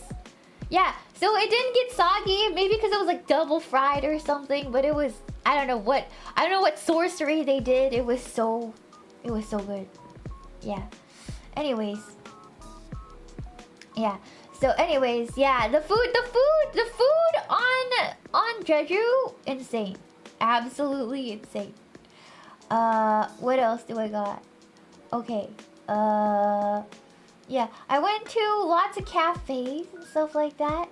You guys saw pictures of the Maple Story Cafe, but but let me show you guys some other pictures of it then. Maybe from some other angles. So Maple Story Cafe. I don't expect you guys to know what Maple Story is. Honestly, every time I talk about it, people are like, "What?" I'm like, man, I'm getting too old, I guess. But there's a Maple Story Cafe on Jeju that I went to. This is my picture. Very, very, very nice. It has pink theme on it. Very cute. He's going through a portal. His butt is actually behind me, and his head is ahead. Where you guys go? Yeah, very cute. I have a picture of the food as well. The food was mid. I'm not gonna lie. The food was really mid. But you went for the merch, right? So the food was kind of mid, but you go to buy the merch is basically what you're trying to do. So here you go. Yeah, see? It's so boring. Yeah, and then there's like there's like Jeju special art over there and stuff like that for Maple Story. Yeah, very cute. It's very cute, very themed. There's also, in the same location, there is there's a computer museum. So there's a computer museum that you guys can go to. And this futuristic thing I gotta show you guys. This is super futuristic, but the function of it was not as futuristic as it looks. Let me show you guys. This thing was so stupid. Okay, I thought this was gonna be some crazy thing, like some crazy sci-fi thing. But like, you go and you basically take this tube and put it to your ear and it'll play game music. So I listened to Diablo music. I was listening to Metal Gear Solid sounds. It's so stupid. It's literally just like listening tubes. It looks so fancy and I was so intrigued, but it was so stupid. It was literally like the stupidest thing ever. Yeah, crazy. It's something. It's autistic ASMR. I don't even know what to call this. It's just headphones with extra steps. But it's also where I saw in a case. Let me save this. I saw the original 2007 iPhone and the PS3 in a glass case. Hold on. Oh, let me show you guys. Which was crazy. I felt like it was so over. I felt like they had a Blu-ray disc with it. Look.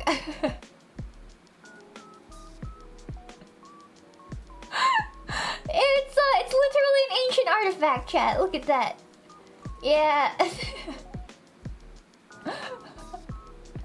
Literally an ancient artifact, a Blu-ray disc and a PS3.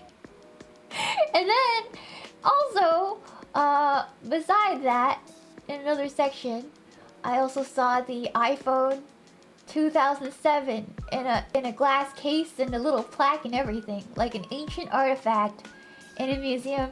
I was laughing so hard. I don't think I was being respectful at all. Yeah. Anyways, yeah, it nearly put me into the grave. I swear to God. Yeah. From a more civilized time, ancient artifacts. Anyways, yeah, where has the time gone? Truly. And then, I also went to a figure museum. I gotta show you. This is so out of place. This is the weirdest thing. This is like the last day in Jeju, and we didn't know what to do. Like, we didn't know where to go.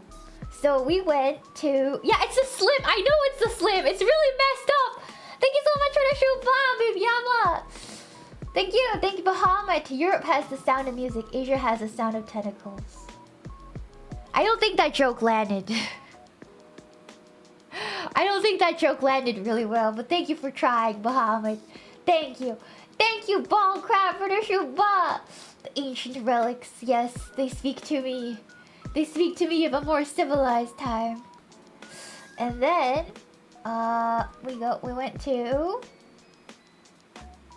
the Jeju Figure Museum. There's a lot of wacky museums in Jeju. Like, this is just one of them. And inside it's just some rich guy's collection. Like, that's all it was. Like, it was some rich guy's figure collection. I have a picture of, you guys didn't see this one yet, but I have the Batmobile. Hold on. Batmobile inside and everything. Like a full replica, like a life-size replica of the Batmobile. And this and that. Hold on. Where'd it go? Come on. Yeah, there's like... It's some dude's like rich guy figure collection. It was worth taking a look once you run out of things to do, but it was really... I can't believe I went all the way to Jeju to see this.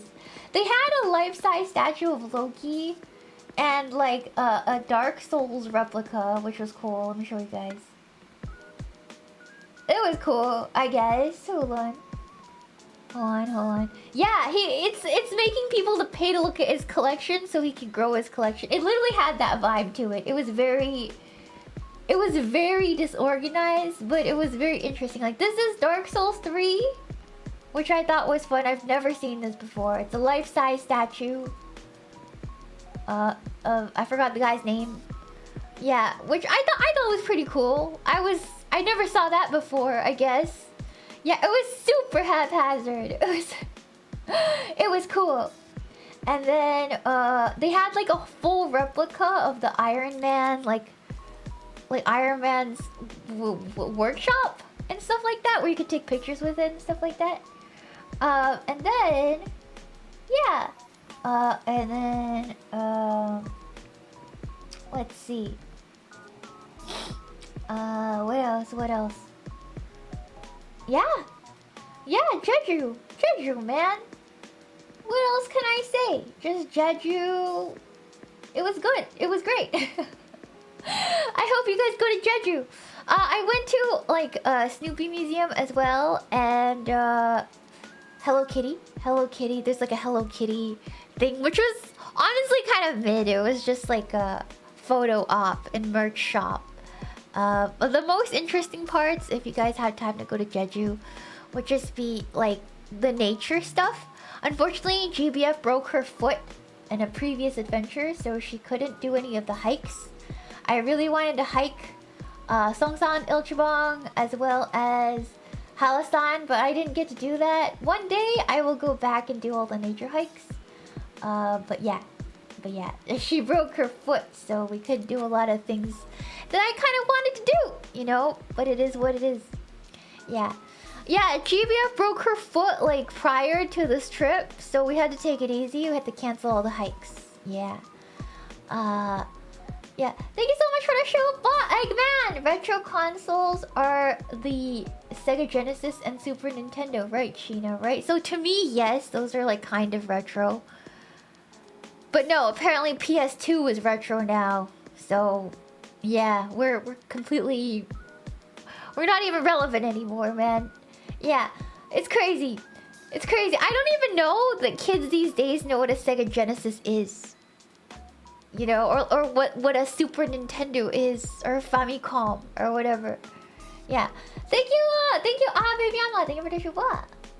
Thank you, Bowcraft, for the shuba. Thank you, Cross Eternal. Sheena, I'm gonna go now. I have to get ready for a Yu-Gi-Oh tournament tomorrow, so wish me luck. I'm taking some Ignisters. You're gonna go to a tournament with Ignisters? Diabolical creature, you. You're gonna sit there while you do your 20-minute combo, and the guy just sits there, watches you chain this 20-minute. I can't believe you would do that to a guy. That's straight BM. That's straight BM, chat. Oh my god, that's miserable. That's miserable on paper. That's crazy. Hopefully you don't get turtled, but if you do, you know, you kind of deserve it. And just remember, I hope you don't get turtled, but if you do, you deserved it for bringing Ignisters to a tournament. You deserve. Okay.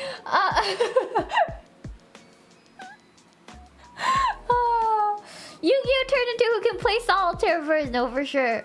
He'll be a combo camper. Yeah, no, for real, for real. All right, bro. Everyone's gonna love you at that tournament. They might think it's kind of base that he'd do that. They might think you're kind of base for like being so bold as to bring Ignisters to a tournament in this format. That's crazy. That's crazy you would do that.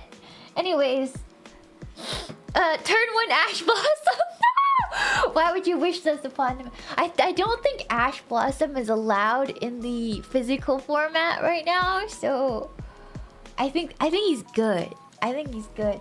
Yeah, I could be wrong though. I could be wrong. This is why you bring food and a light novel to DCG tournaments. No, for real. Always bring food. Pre-buy your snacks, my friend. I don't know why I keep forgetting this, but whenever you go to a Yu-Gi-Oh tournament, you have to bring your snacks. Otherwise, you're stuck eating Doritos. Like, kid-sized Doritos that they're upselling for like $3 a pack when they cost like less than 50 cents if you buy the whole Costco pack. So definitely bring some snacks with you. Hydration as well, so you don't have to spend extra money eating crappy Doritos at the card shop, because this is what happens every single time. But I never learn. I never freaking learn. Anyways, thank you so much for the shoot, bub. Mango, bango, tango, mango. Pass a shovel, chat. My bones are turning to dust. Yeah, my bones have been grinded to dust long ago. I'm sorry if I'm low energy, guys. I like to yap, but I'm like calmer because I'm not feeling 100%.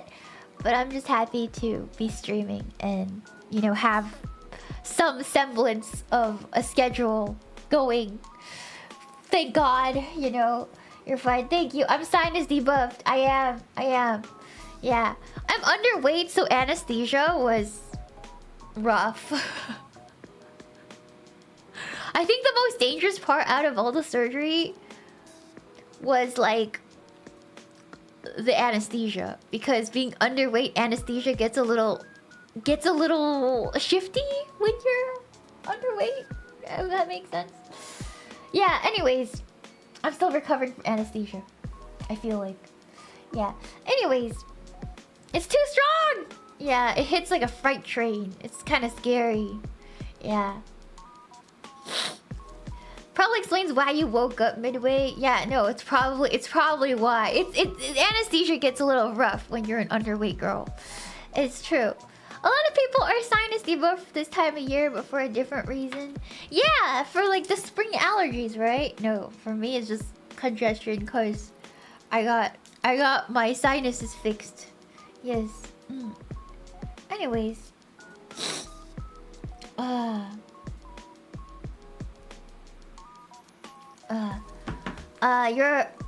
Your heart rate must have scared your whole body. Maybe. I don't know. But like, yeah, being underweight, a little dangerous for surgery. Thank you so much for the $5 super Matt Larson. Always talk about iPhone and PS3 in museums makes me feel old. Yes. I started gaming on an Atari 2600 Junior with Qbert on black and white TV. I don't know. I'm not sure if you want to age yourself that much, my friend. I had an Atari as well. But it was kind of in color. I had an Atari, but like they had like 5 colors on it. So I don't are you like 60, 70 years old, my friend? I don't know. Yeah. It could be worse, Sheena. I once developed a rare allergy and sores in my mouth. It was so bad I couldn't talk or eat without feeling pain. They gave me something for my mouth made out of morphine. Hey, free morphine! I don't know if it was free. If you're American, it definitely was not free. But hey, free morphine, chat! Woo! Anyways.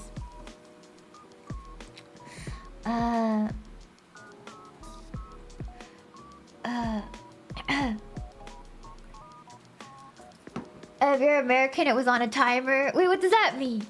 Oh, were your old consoles hand-me-downs? You can grow up with consoles older than the gen most of the time. I had them generally because my mom had me pretty young, right? So she was younger, way younger than I am now when she had me. So she was still interested in that sort of thing. So we had a lot of old consoles. I think that's how I got my Atari laying around. But yeah, that's the old Atari that I had. Also, yeah, I kind of grew up with my first console was the original Game Boy, the big gray brick. Not even like the Game Boy Color or the one before that. It's like the first one, the first Game Boy, the fat gray one, the big brick. Yeah, that was my first console, the big one. Yeah, we had 2 laying around. Yeah, so and then my next console, I played with that up until the Game Boy Advanced. The horizontal one was my next one. I had to share it with my 2 siblings. Well, when my sister, I call my cousin my sibling too, younger cousin. So we had to share a single Game Boy Advanced, and then we all got Game Boy Advanced SPs later on. I had a silver one. I really wish they'd make pink ones. And then yeah, and that's like the flip one, Yeah, the flip one. Really like that one. I tried playing on it recently. Mine still runs. My original Game Boy Advance SP still runs. I can still plug it in and it still charges. It still runs. Crazy longevity. They don't make electronics like that anymore. It still freaking runs, man. I was thinking of sending it in to get modded.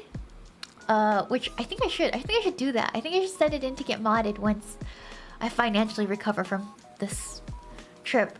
And then yeah, they did make a pink one later, but not at first. I had a silver one. Yeah.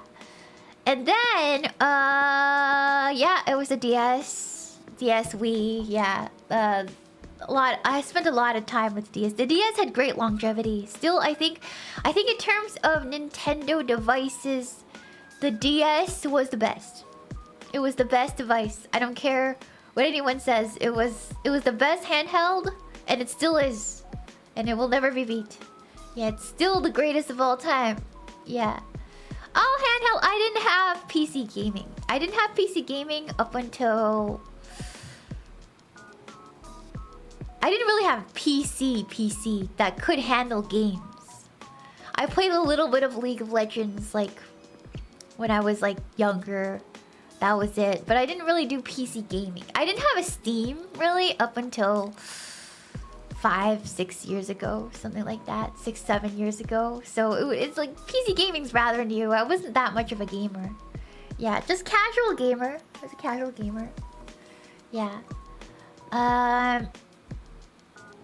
Did you ever draw on the DS? Like on Flipnote? I did. I did spend a lot of time on Flipnote. Yeah. Did you play Math Blaster? I didn't because I hated math. Why would I do that to myself? Yeah. I didn't start PC gaming until maybe 7 years ago. Yeah, no, same. I couldn't afford it. Like, I didn't even know that was like a thing, you know? And I wasn't good at video games, so... Why would I spend thousands of dollars on a PC if I knew it was gonna be trash of video games? Yeah, it was like, I also just couldn't afford it, you know? Yeah. PSP is great. I still have a PSP 2000. I have a PSP as well. It still runs great. I think the battery just exploded on me, so I gotta replace it. I gotta replace the battery on that thing. Yeah. But look at you now, pure gamer. I am not a pure gamer, guys. I had to stop playing,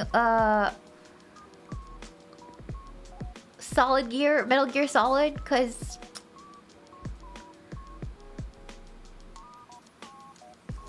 people got frustrated of me playing it because I can't get a hang of the controls with that one, so I had to stop playing it.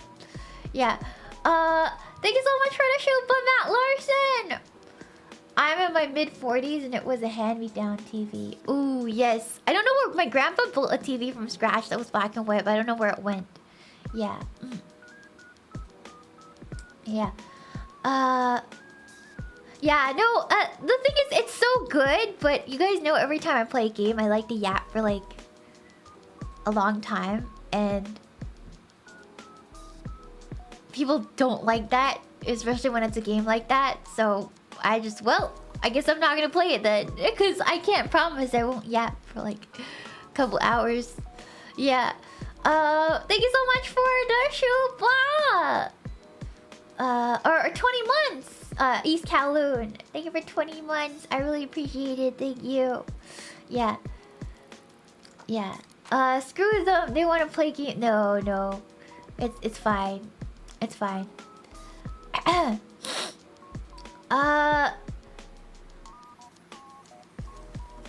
Anyways. Yeah. If you want easy game, never played Ninja Gaiden. I have Ninja Gaiden. There was one of the Ninja Gaidens on, you guys know how bad I am at combo-based combat. It's why I stopped playing Devil May Cry and Bayonetta. Because I've never been able to wrap my brain around that sort of combat. I do like action combat, but not like the combo-based ones. Like, I don't play fighting games. Yeah, so that's why I didn't really get into Ninja Gaiden. I really like a challenge, but I feel like combo base is not really my thing. Like, I can't really get into it. Maybe I'll revisit it in a couple of years and have a different opinion about it, but like for now, not really my thing. I gave it a go, just realized it wasn't for me. Yeah. Devil May Cry, but the one who ended up crying was Shiina. Hey, I finished Devil May Cry 3. You know? Yeah, I finished it. Yeah, it was frustrating in some places, but it was fun. I like the dialogue. Now it's tainted by the Netflix show. Now my memory of it is tainted. What was the deal with that anyways? Why did they do that? Why did they do that to Devil May Cry? It was so perplexing. I don't know. Like, it was perplexing why they would try that. Anyways, let's not talk about that. Yeah. Pain. It's Netflix. Netflix adaptations ruin everything. They do. The writer was just a hack. It's like, I feel like that's like most Netflix writers. Like, who is this for? Like, who is this for? Yeah.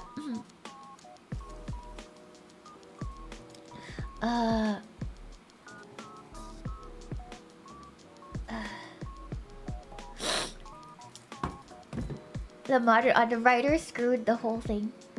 Yeah, I don't know. That's people could say that though. I feel like the writer shouldn't. I feel like there's never really one person to blame for any big production, right? Because usually there's like a group of people and they all just make the wrong decisions. Like there has to be some people on that team who care, but like obviously not enough. Obviously they're like their hands might be tied or something, you know? Yeah. There's just like a group of people making terrible decisions. That's how I feel like. Yeah, somebody messed up somewhere. A lot of people did. They ruined the entire premise of the series. Yeah, like what's the deal with, okay, demons are just people, they're just trying to live. I'm like, what? What do you mean? The whole point was slaughtering demons. How could you do, that's the whole point of the freaking game. What do you mean? Anyways, yeah. Netflix should stick to K-dramas like When Life Gives You Tangerines. Yeah, that shit was good. I'm gonna be really honest. If you watch If Life Gives You Tangerines and go to Jeju, oh my god, it's so beautiful, man, so beautiful. Yeah. See, the humans are the real monsters. It's so deep. No, it doesn't need to be that deep. Not everything needs to be deep. Clueless suits of dumb writers. Exactly. That's what I'm saying. I want to go to Jeju because of the show. Yeah, you need to go. Everybody who watches If Life Gives You Tangerines needs to go to Jeju. It's so magical. Especially like coming off like right when I finished the drama and then I go to Jeju. Like it was probably one of the more magical experiences of my life. I always thought, okay, I just want to see it once in my life, but I definitely want to go again one of these days. Like, I'm gonna be thinking about the food and the sights for a long time. Yeah. Well, at least Fred Durst got a good payday. I don't even know who that is, nor do I care. Yeah. In DMC, the only good demons were Sparta, Dante, and Virgil. The rest are assholes. And that's kind of the point of the game, right? It's kind of like, it's not really that deep. It's Devil May Cry. Like, it's action, it's cheesy, it's over the top, it's male Bayonetta. Like, it's supposed to be like that. Like, I don't know why they chose another direction. It could have just been what it was, you know? I don't know. Yeah. Anyways. Two of them aren't even full demons. Exactly. Yeah. It's a manionetta. Exactly. It's as shallow as... It's the most shallow of, like, action stories, right? Like, it's like... It's just go, kill, say some stupid one-liners, be hot and sexy. And have hot and sexy women just stand in the back and be like, yeah, and show off some leg here and there. Like, that's the whole point of Devil May Cry. I don't understand why it need to be more than that, but okay. Whatever, man. You know why John Wick is good? It doesn't need to be more than it has to be. It doesn't pretend to be more than it is. It's simply... My wife is dead, you killed my dog, and now all of you must fucking die. Like that, it's good because it's simple. Like that's it, right? It's just dumb fun action, very satisfying. It's all it ever needs to be. It doesn't need to be more than that. Yeah. Alright. It gets too complicated from too on. No, it doesn't get complicated. It's still the same premise, you know? It's a power fantasy, and it knows that. It's really to the point. Yeah, Doom. Yeah, Doom too. Also a power fantasy. You just want to be Doom guy, you know? Anyways. That's just my opinion though, man. Yeah. Anyways, when will you play DMC? Already did.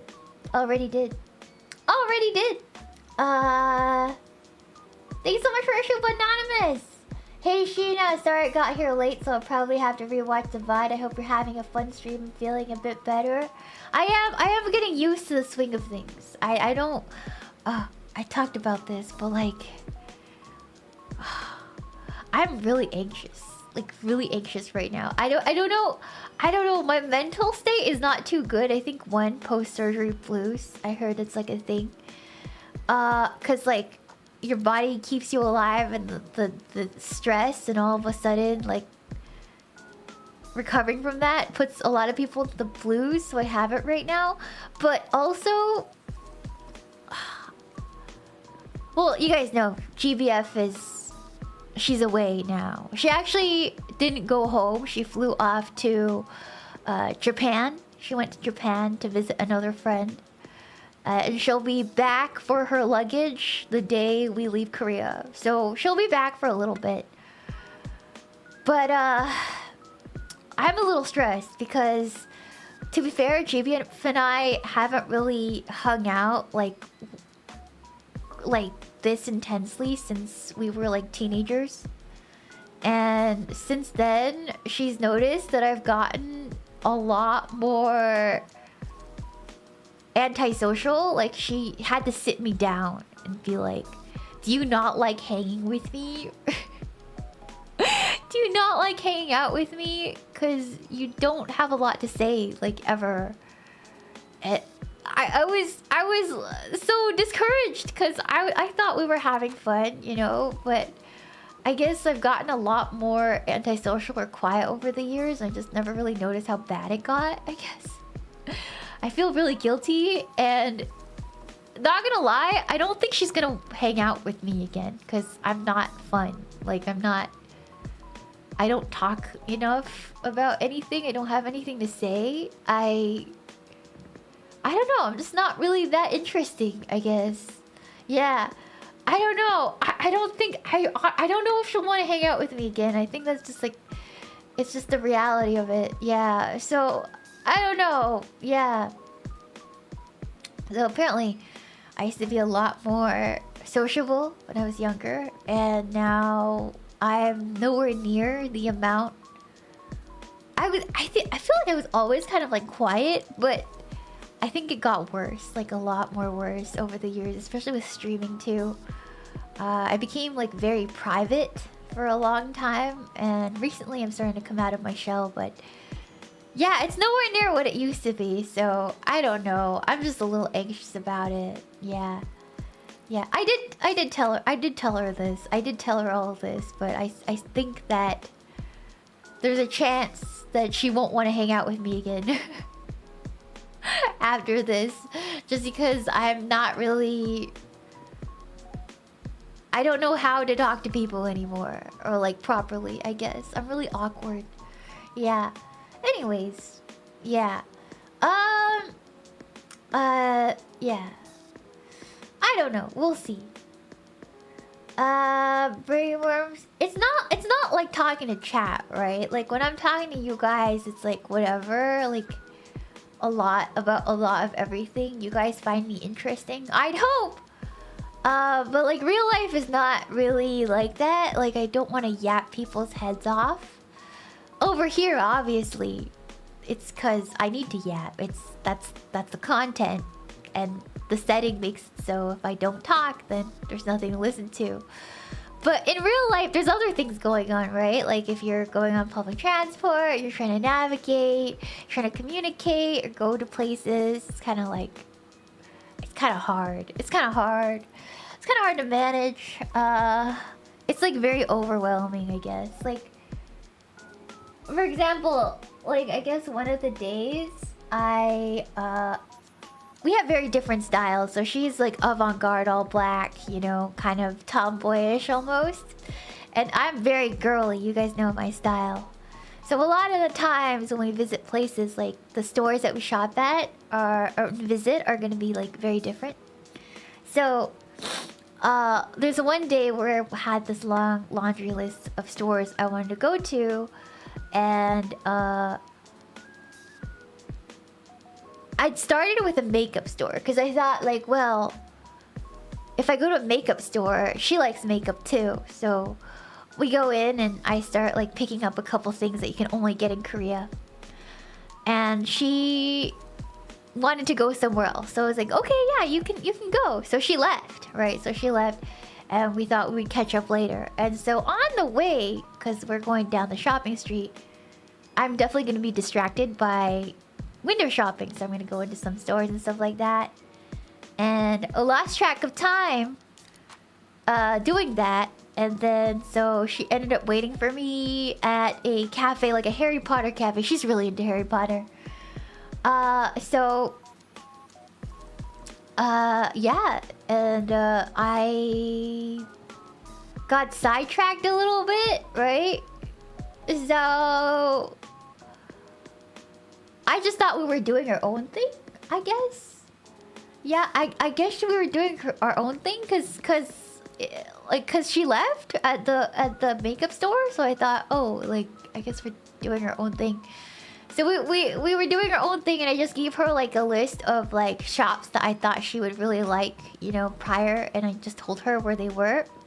Cause I had prepared. I'm the only one out of us who knows more about Korea, cause I do crazy research before coming here.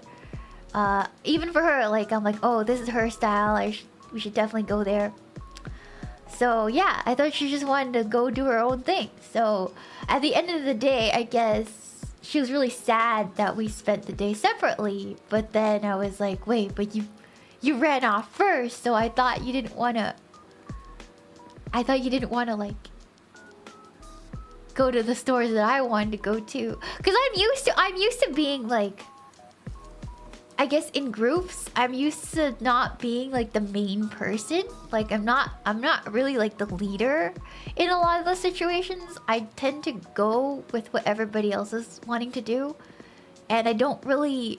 Usually the thing I want to do gets vetoed in a group. So I just go with what everybody else wants to do. I don't really have like... I don't really assert that I really want to go somewhere. And even when I do, like, everyone leaves. So I'm just like, okay, well, that's fine. I'm still gonna do the things that I want to do. But yeah, it's just confusing. I don't know how to hang out with people, man. I don't know. Yeah. I don't know how to... I'm still a little confused at how to manage that, I guess. I don't know. Yeah. I don't know. Yeah. Lack of communication, maybe. Or like, for example, I had another friend who I hung out with. Like, we were in a group, right? And then we were going to go eat, or deciding, this is like another time, right? Like, for example, I'd be in a group, and then we all try to figure out what we want to eat, right? And there was this really, really nice Korean Chinese restaurant that was like there. And usually Korean Chinese food is so good. There's like jjajangmyeon, tangsuyuk. It's not like typical Chinese food. Like it's unique. Like Korean Chinese food is unique. It's not really Chinese food. It's like Korean food in its own right, I guess. It's really, really good. But we were right next to it, and I was like, oh, how about like this place? It's Korean Chinese food. And then somebody in the group would be like, ew, like I didn't come here to eat Chinese food.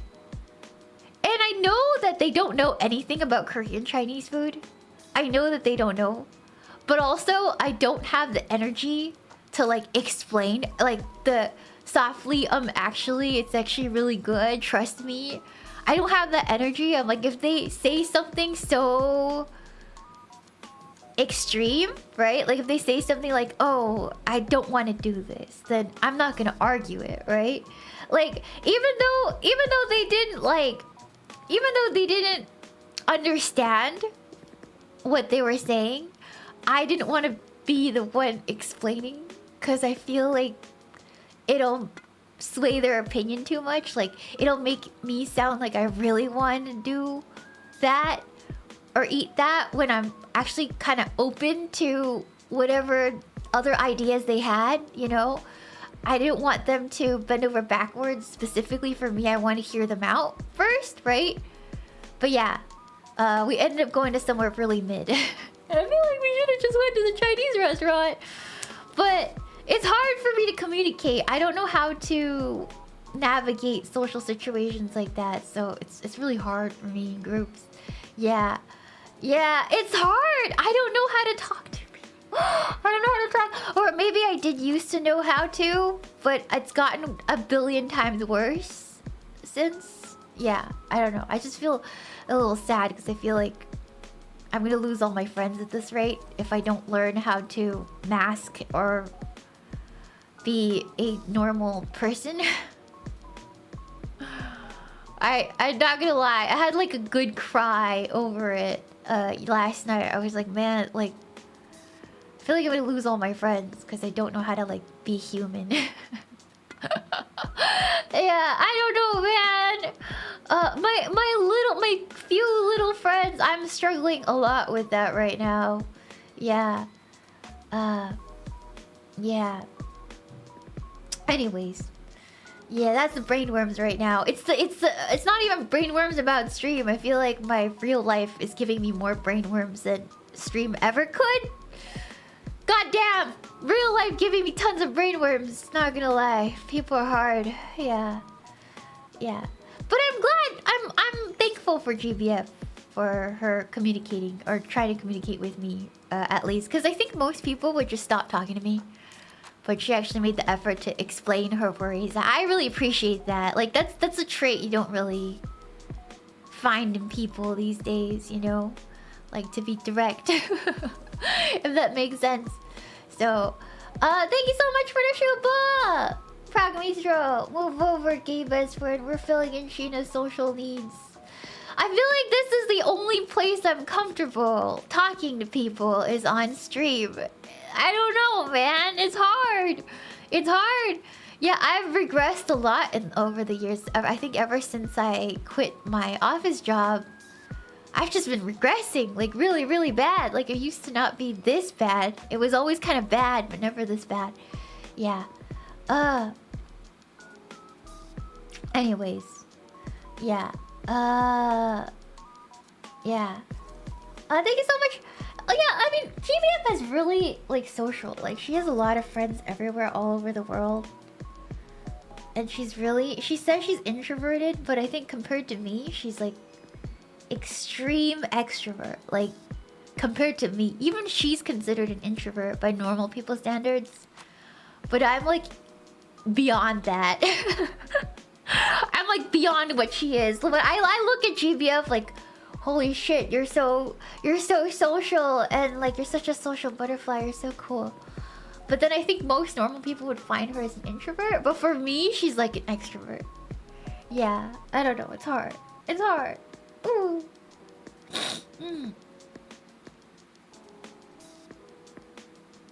Anyways.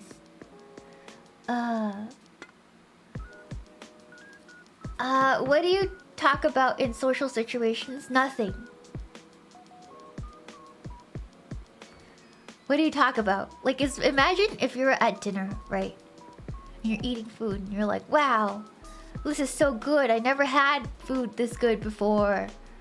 Wow, yeah. And then nobody really adds the conversation. So you're like, okay. So you eat in silence. And I asked them, like, if there's anything else they wanted to do. And they give, like, short answers, don't add to the conversation. So I'm like, okay. And then what do I do? I'm like, have you ever had a dish, a similar dish or something? Like, how does this compare? I try, but it's hard. I don't know how to talk to people. Yeah, I don't know, man. I don't know. Yeah, it's hard. It's hard. Yeah, ask them about themselves. Yeah, I do, but they... I don't know. I asked them about their other friends and stuff like that, and like... But there's only so much I can do. I don't know how to talk to people. It's hard. Yeah.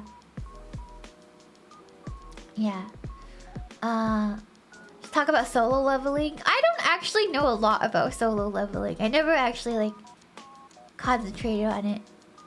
Yeah. ask about their boyfriends. She's gay. I asked about her girlfriend.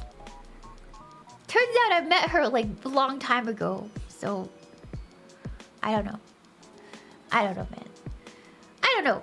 Anyways, my mind goes blank when trying to find a subject to talk about. I don't know. Sometimes there's nothing to talk about. I think real life is not as interesting as people make it out to be. And plus, like on stream, it's all about me, right? Like it's all about me. Like you guys are here to hear about me, and basically me and my life. But when you're in an actual social situation, it's not like that. You can't always just be talking about yourself, right? You don't want to be taking up all the space. It works a little differently than like a real face-to-face conversation in a group. Usually in a group, I'm very quiet. I just like observe and dart around and let other people do all the talking. Like that's my role. I don't really add anything of, or if I do, I will be thinking about it for days. Like, did I say something weird? Was that really autistic of me? Like, yeah, I don't really function that well. Yeah. The nuclear hot potato option. So what do you want to talk about? That's really autistic. Yeah. Yeah, I've always been pretty quiet. I've always been pretty quiet like that. I've never really been like the one who takes up all the space, I guess. Thank you for the show, but Azor, I like this crab when she be yapping. I listen to her flying over her citruses again. 12 out of 10. She's a little awkward and autistic, but she's still precious. I'm glad you guys think so. Yeah, I don't know. Thank you so much for the show, but Imperator. Drink a little alcohol before it. It'll make it easier to communicate. It does not help me. That does not help. That does not help at all. I don't know how to communicate. I just start talking about, I'm sorry, I'm so drunk. Can't, if I say something stupid, I'm sorry. I'm a really apologetic drunk. I don't really say anything of value when drunk. I just get really apologetic. Yeah. Yeah, or I cling on to one person. I'd be like, is it okay if I cling on to you for a little? Cause I'm so drunk. I'm sorry. I like cling on to a friend and then I'm just very apologetic the entire time. I just get even more shy almost. Yeah, it does not bring out the bravery for me. Yeah. Yeah.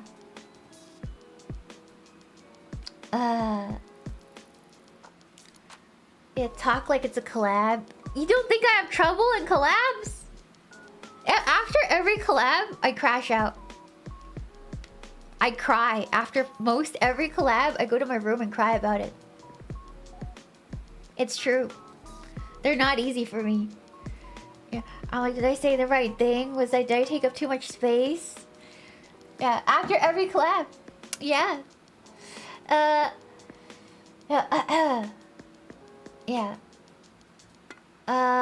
Connie doesn't know how to communicate. Yeah, I don't know how to communicate at all. Like, I don't get it. I don't understand it. I don't understand how people talk to each other. Or what to talk about, or what to say, or why they need so many things spelled out. But if you spell it out for them too much, they say it's autistic.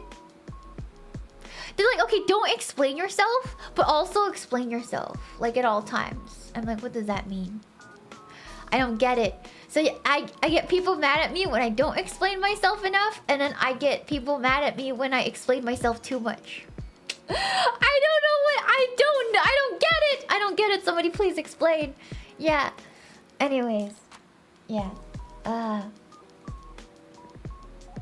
It doesn't mean anything. Yeah. Go gosh, this is 2000% relatable. How these people operate on their invisible rules. I don't get it. I don't get the rules of this game. I want to stop playing. I'm not gonna lie. Yeah. Thank you so much for the shoot. Thank you so much, Imperator. Thank you for becoming a new member, Villain in Glasses. Thank you. Connie doesn't know how to communicate. Nope, not at all. Not at all. Thank you so much for your shoot, Buff. That's when mood kindred socializing sucks. I avoid it every time. Yeah, man. I don't want to avoid it because I feel like I need to be around people physically. I do want to feel included and wanted, I guess. Like, I want to feel cared about by my friends, which I'm not saying that they don't care about me, they definitely do, but I also feel like a burden for being there. Like, I'm just there, you know? Like, I'm getting something out of it, but I don't think they're getting anything out of it because I don't really contribute enough to the conversation. There's not enough there. I'm not gonna lie. Yeah. Thank you so much for the show, Blue Maca Show. I travel often with a friend for week-long trips, and we find towards the end of the trip that we spend more time together in silence. We both understand this, and that is okay. I think men are just built different. I don't know. It's a mix, because sometimes they'll say, oh, I'm okay with just like spending time in silence with you, but then it feels like awkward for me, right? So I don't know. Sometimes I just want to... It feels awkward for me to be with anyone. I don't feel like... I've never met somebody in my life, ever, that I was 100% comfortable with. It doesn't exist. It doesn't exist for me. Like, not one person that I was 100% comfortable with. I am most comfortable when there's no one around. Yeah. Even if it's like... We're talking about like parents, siblings, close friends... Anyone? No one. No one. Literally no one. I've never felt completely comfortable. That doesn't exist for me. Not in my mind. Not in my world. So I don't get it. I don't get it. Yeah. I don't get it. I don't understand it. I don't get it. Yeah. Well, Sad B, yeah. Sad B. I'm comfortable with Sad B. But he's not like a person. He's a little sad. I'm gonna get him right now. Hold on. Where's Sad B? Sad B! Come here. Mommy misses you. Sad B. I guess that's why I like plushies so much, you know? Like, I can be myself around them. And they won't judge me or have demands or I don't have to figure them out, I guess. Like, I feel like figuring out is the hard part. But with plushies, you don't need to figure them out. They just accept you the way that it is. Yeah. You know? They don't get the wrong idea, you know? Yeah. It's kind of like, even with animals, animals do like me, but I get really weird and skittish around like cats and dogs and like most animals because they can't communicate at all and I don't want to hurt them. So like I just tend to keep my distance, I guess, because I'm not sure if they like me touching them or want me to hold them unless they give like really obvious signs that they want to be held, you know. I worry that they aren't enjoying it, and so I just tend to keep my distance. And to a lot of people, it comes off as like, oh, Shiina probably doesn't like animals. But that's not true. I'm just like worried that they don't want me to touch them or be around them. You know, I'm like, if they want me to be around them, they'll come to me instead of me going to them. If that makes sense, it's like, that's how my brain works. Yeah. Like if the cat likes me, it'll come over here. And if it doesn't, then I might be bothering it, you know? Or like if the dog likes me, he'll come over here. But if he doesn't, maybe he doesn't want to be around me, right? But then with like plushies, they don't have anything to figure out, so they're less exhausting for me to be around. I guess that's just what it is. Yeah. Thank you for the show, VOD to Kawaii. I have JBF watched part of this VOD. Maybe that'll help understand your perspective. I tried to explain this like verbatim, and I'm not sure. I'm still worried that it's not like something that somebody relatively normal can understand. Like, I explain everything, but usually the answer I get is like, oh, that's not a healthy mindset, when I'm just like explaining how my brain tries to parse it, I guess. I'm like, what do you mean? I'm just explaining that it was a misunderstanding and how my brain tracked the situation. I don't understand. So yeah, there's just like I feel like there's like a deep disconnect sometimes when I talk to people, because maybe it's the autism, I don't know. Like, they just don't get it. They just don't get it. They just don't get it. They just don't get how I function, I guess. So it's hard to explain that to somebody. Yeah. When I'm just like, no, like usually I'm you know, it's like a deep disconnect with me and most people that makes me really frustrated and sad when I get into the nitty-gritty, because it's hard for me to communicate with people, you know. Like it's hard for me to talk to people. Like on the surface I look like a complete normie, like I have my stuff together, I don't look like an unwashed awkward loser, you know, but my personality very much, if you get to really know me, it's kind of awkward. There's something off. Like I may have all the outward signs of she's probably a Stacy, right? But then like once you get to know me, I'm really freaking awkward. Like it's hard to get past that. So yeah. Is that why you don't collab often? It's a combination of things, right? So collabing requires organization and everybody to be on board, time zones lining up, and yeah, social finesse, which I don't have. So it's really hard. It's really hard for me, especially when you have to be accommodating and assertive at the same time. It's a weird balance to have. Yeah.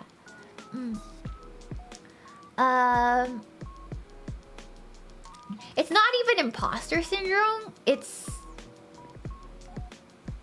just being bad with people. I feel like people keep throwing around the word imposter syndrome, but it has nothing to do with achieved success.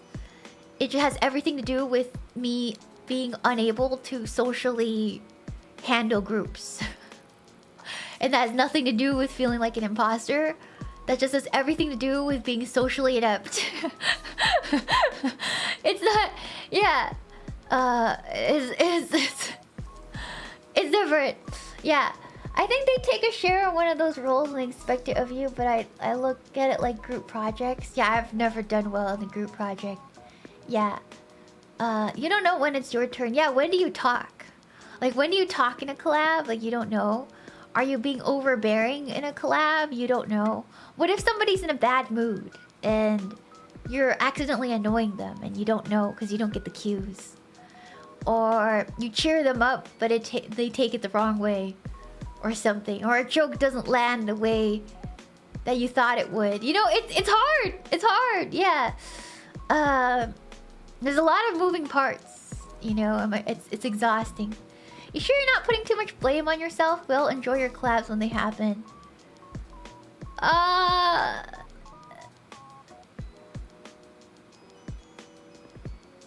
No. I don't think I'm blaming myself. It's just I'm awkward. It's just that I'm awkward. Sometimes there's some really palpable discomfort in collabs. And nobody communicates, so you just kind of have to live with it.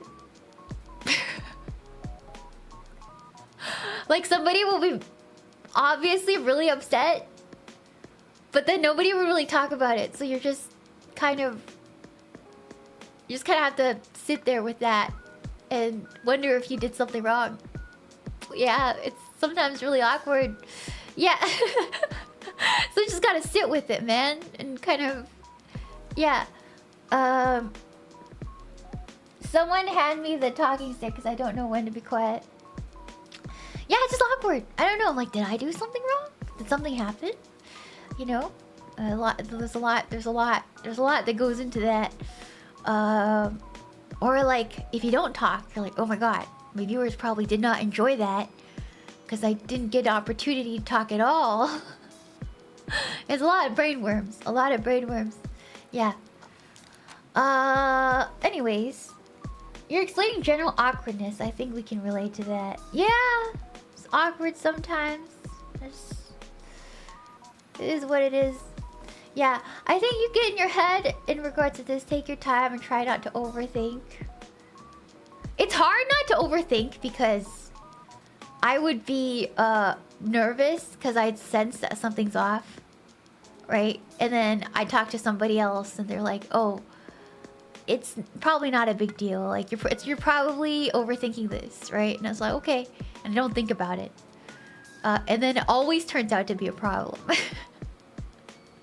It always turns out to be a conversation later.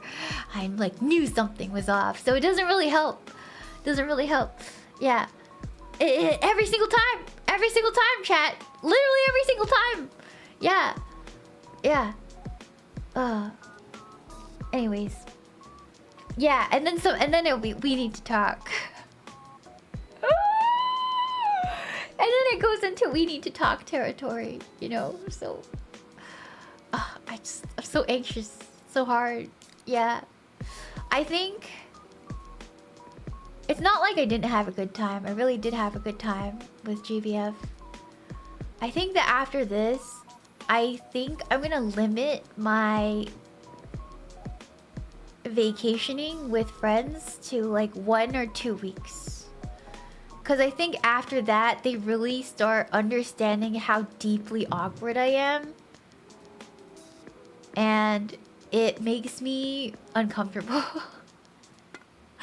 Because I don't know how to put that mask back on anymore. I don't know how to put on the social butterfly mask anymore. And it's a lot of pressure, I guess, for me. I don't feel like I want to change my the way that I socially am just to make other people feel more comfortable. In a way, like I'm kind of comfortable just being quiet, you know, like that's who I am. I have a low social battery and I don't want to have to like pretend, I guess, right? So I think I'm gonna have to limit my companionship with people even more in a way, like maybe not completely, but like limit it in terms of like how long we get to stay together, because I can't keep this up. I don't feel like other people are a burden. I just feel like the way that I am isn't enough for most people. Like if they saw how I am normally, it's just not enough for them. Like it's just not enough for companionship. I'm not interesting enough for that. I don't have enough words nor the social mores to navigate that. So I think I'm gonna give up. I think I'm giving up, chat. I don't know if it's a good thing or bad thing, but I think I've given up. Yeah. Anyways, little V, I've given up. I've given up a big social butterfly, little guy. You're my only one. Oh, mwah, little V. Yeah. Yeah. Yeah. Insert that Ryan Reynolds gif. No, for real. For real. I think I might be giving up. I think I'm gonna give up, chat. Yeah. Not gonna lie. Not gonna lie. Oh. I don't get it. I don't get it. I really don't get it. I don't get it.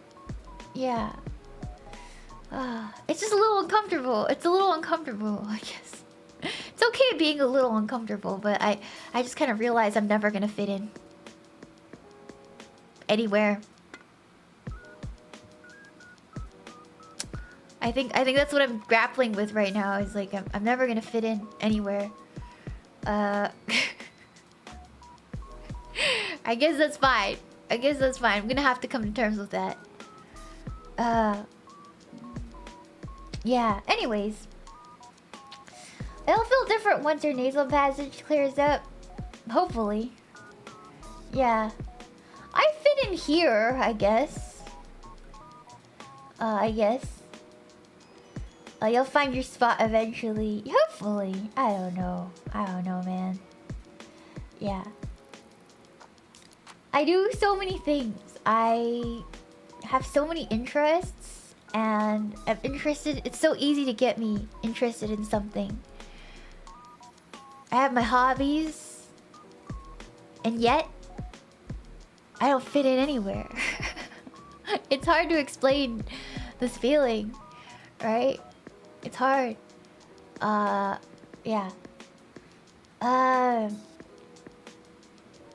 Yep. Maybe after your move, you'll change your mind. My move? Wait, when am I moving? Hello? I feel the same. Yeah. What's your definition of fit in? Like having a group of people to hang out with who understands you? In real life? You know, who you can be yourself around? But I guess the problem is, I don't think I have much of a personality. I think compared to most other people, because I don't talk much, I just don't really have that much of an outward personality. I definitely have one, but I'm a very inward person, so there's just not enough there for people to hold on to because I'm really shy. So, yeah.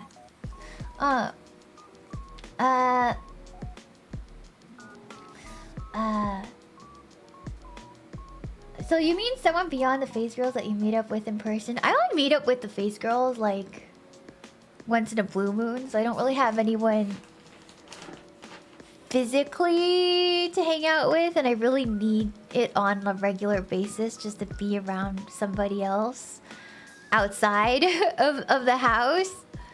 I really need it, but it's hard to find a balance or somebody who vibes. Yeah. This is just friendship. Oh my god. I don't know how to even begin talking about like other sort of relationships, but like this is hard enough, man. This is hard enough for me. Yeah. Oh goddamn, I can't believe what you're explaining what I feel completely. I find a group that I fit in by pure chance on the bank. Yeah. Sometimes it's by pure chance, you know. I'm waiting for my lucky break. Yeah. It's like listening to a copy of myself speak. Almost therapeutic in a way, if it's worth anything like that. You're not the only one who feels like that.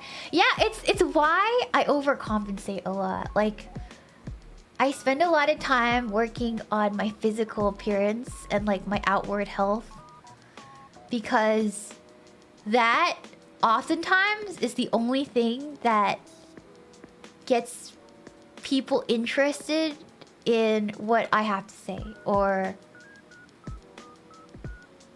what I'm doing in real life. That's like probably the only things that like normies notice. So it's why I work so hard on it, and like at least I take good care of myself, and I can always fall back on that. But I can understand how tough it is for people who are not interested in working on that at all and struggle with that. And with the way that, you know, how hard it is to socialize in general. I get it. So when people get really crazy online and like about loneliness and stuff like that, and they lash out at me, like, I get it. I get it. I understand what they're going through. I'm not gonna like I'm not gonna like argue back or anything or say that they're wrong, even though if they are on some level, but I get it. On some level I get it, you know. It's like how I think but without an out, you know. So I get it, you know. Yeah. Why did they lash out at me? Being online, the people just do that. You don't gotta think. You don't gotta think too hard about it. Being online, people just lash out at you because everybody has opinions. You know, it's not like not a big deal. You know, yeah. Have you considered normies suck? They don't, because I think they're awesome and cute. Sometimes they have personalities.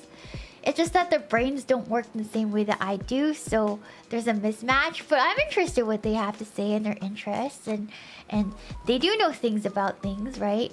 Like, just because they're normies doesn't mean they don't know where all the good food spots are, where the cool things are. You know, I feel like there's value in every conversation I have with everyone, but maybe they're not getting that value out of me or something. I don't know. Yeah. Thank you so much for the shoe Fart McAllister. I don't mean to be patronizing. I don't know your life situation, but I remember recommend talking to a health professional about your struggles as someone with their own mental health issues. It can be helpful. I think I've gone through 5 psychiatrists or like counselors or whatever you call them, and they were just overpriced and unhelpful. I'm gonna be real with you. They're really overpriced. They're kind of a scam, I'm not gonna lie, in my opinion. I'm not saying there's no value in like talking to somebody professionally, because there is definitely value in it, but like for me it was like really a scam. Like, unless if you're like self-aware enough, it's kind of a scam. And I think most people are. Yeah. Yeah. But it is what it is. A lot of mental health isn't geared towards autismals. I think that's the problem. I think that's the problem. Yeah. I had 2 that started going... I had the last one I went to started going off about crystal healing, and I left. I left so fast. I left so fast. She did help me a little bit with like assertiveness, but like she started going off about crystal healing, and then I just left. I was done. I was done after that. I'm done. Yeah. Thank you so much for the show, Book Krampus. Let's be born together. Yeah. Yeah. White bread, together strong. Together we make a whole loaf. Together we make a whole loaf of Wonder Bread. Plain, flavorless, but still delicious in our own way. Yeah. Right, little bee? A whole loaf, just like you. Oh, a whole little baby bee loaf. What? A loaf! Yeah. Thank you, Woojin, for the shoe bot. I got 20 hobbies I flip between, but never have felt connected to any particular community along with being introverted, so I don't engage much either. Yeah. Yeah. Yeah, no, I think engaging with communities too is hard because, especially with the climate nowadays, you can't say anything. You can't say anything. You can't even say you like Harry Potter. So like, it's even harder. Like, it was hard before, it's even harder now. It's even harder now. People are so sensitive. Yeah, it's real. It's hard. Yeah. Yeah. It was hard before. Now it's even harder. You say one wrong thing, oh, all of a sudden you're ostracized. Yeah. If you really get me talking, I'm pretty funny, but like not in like completely politically correct way. Like, even on stream, like yesterday, I joked about being homophobic, which you're not, because my friend is literally gay, and she's like, yeah, Lamau, I'm more homophobic than you. And then some people will take that seriously. We'll take that seriously. It's scary. It's scary. I'm like, are we allowed to have a personality? I'm not sure. Yeah. Yeah. Anyways. I'm not even sure. Yeah, she's literally gay and homophobic. It's so we joke about it all the time.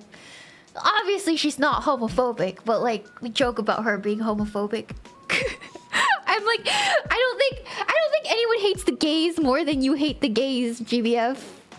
Yeah, it's so funny. It's all the time. It's so funny, man. Anyways. Yeah. It's just funny. It's just funny. Yeah. Self-hate jokes are common among the gays. Yeah, I don't know, but it's really funny. It's really funny. My brother is gay and it's the same deal. Yeah, no, for real though. Yeah. Those jokes are really context specific. You gotta judge what kind of person you're talking to and how close you are to them. Not really. Not really. No. Have you tried TTRPGs like D&D? It helped a lot with finding people with shared interests since everyone is role-playing. What do you mean you can find a group to play tabletop games IRL with on a scheduled basis? Because that's something I'm finding not a lot of people have time for. Like you... like, how? How? You have to show up IRL like every week, like everybody, and you have to meet you can't. That's... if you have that, treasure it, because that's not really typical. Yeah.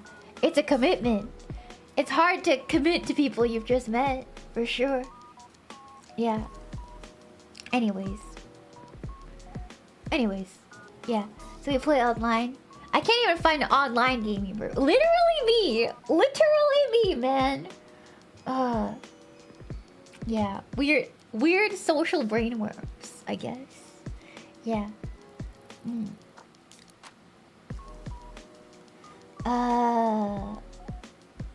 Let's see.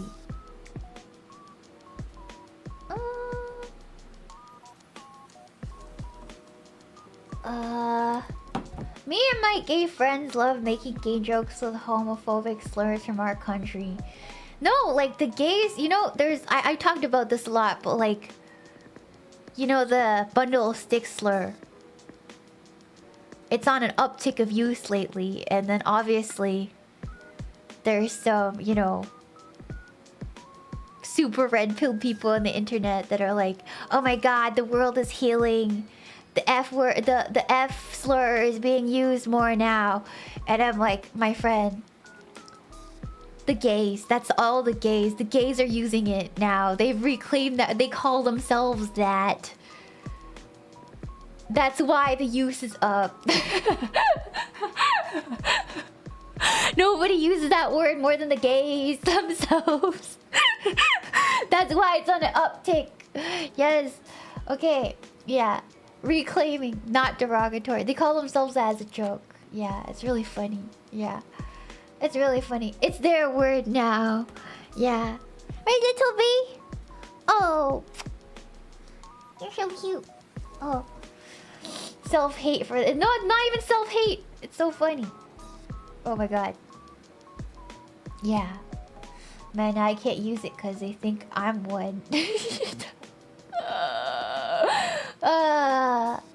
A little bee an F word? No, I don't think he is. Are you? No. No, but the queen is mad. So cute. Little baby. I think he's better off if he was gay. He's so cute. Ooh. I think he's better off if he was gay. I'm gonna be real with you. The queen is mid! The queen is mid! Anyways. The F word is also the name of an English dish. Yes. Yes, it is. Yeah. Sad me is Giga Chad Dot Slayer. Does he look like... Does he have the face of a Thought Slayer? I don't think he does. Let me put him on screen. Hold on. Where'd he go? Little bee? Where you go? The face of the Thought Slayer. Oh, the queen is mid. And she's the village bicycle. She's also my mom.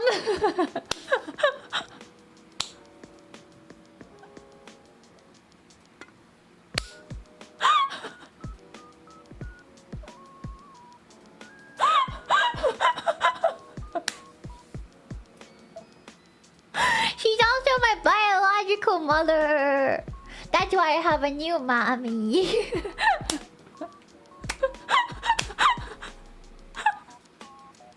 I'm sorry.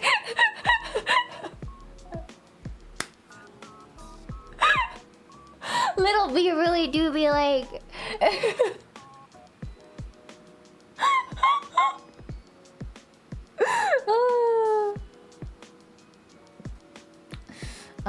It's so funny. There's a clip of me on the internet where I'm talking about like everybody has standards, and whenever I say that, men come out of the woodworks like, no, we don't. But then I'd make my character creation. There's another clip right after where it's like character creation, where I'm making an orc and I'm talking about, well, would you? She's not fat. She's blonde. You know? She has double D's. I think that clears the bar for a lot of people. And then the same dudes in the comment would be like, no, I wouldn't. I wouldn't smash that. And I'm like, see, you have standards. See, you have standards. Stop arguing for the sake of arguing. Yeah. Literally same group of people be like, yeah, no, we wouldn't. It's like, okay, but you guys said you guys didn't have standards, but okay. Yeah. She clears the minimum requirements. She's not fat, you know?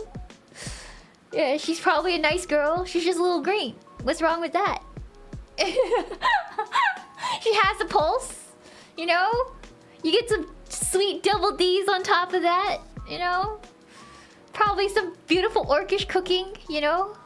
Yeah. Yeah, what if she's a great person? What if she's like the most caring person? Okay? You're just not gonna date her because she's a little green and has tusks? Can't believe this. Can't believe. See, high standards. High standards. What's wrong with a little tusk action, huh? Huh? What's wrong with a little tusk action? But does she have kids? Maybe, I don't know. Yeah. Thank you for your shoe, Professor Jamal, Professional Yeoman. Schrodinger's men's standard. It both exists and doesn't until observed and judged. No, it's true. That's what girls do too. They're like, I don't have standards. I just want a nice guy. And then it's like, yeah, a nice guy with like 6-pack abs and looks like a fucking Dorito. It's the same thing. We're all hypocrites. We're literally all hypocrites. It's the same difference. It's literally the same thing. It goes the same both ways. I don't know why people fight so much because it's the same. It's the same both ways. Yeah. Yeah. like a Dorito. No, what I mean by that is you're built so that your shoulders are wide and your waist is small.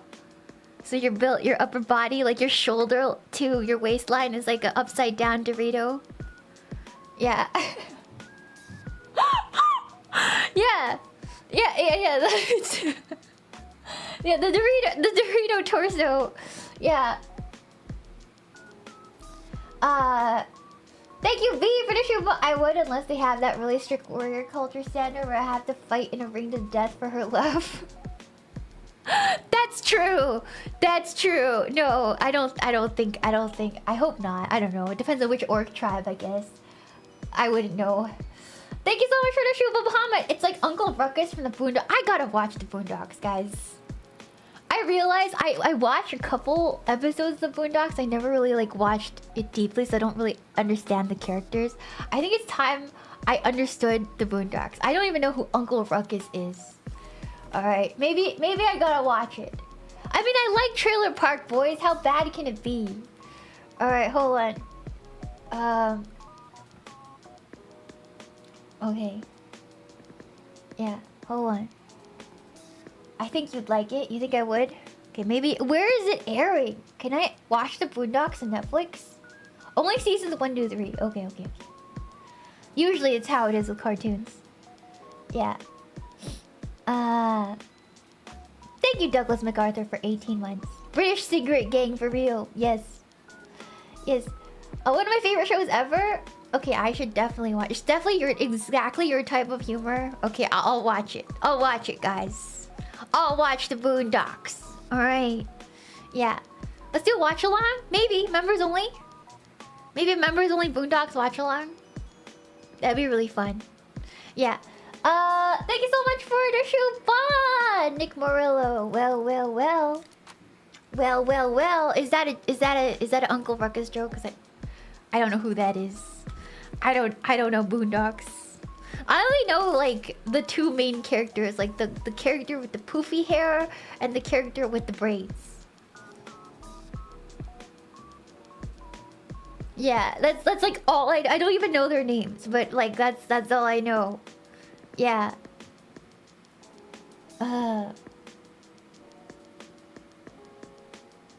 Let's see.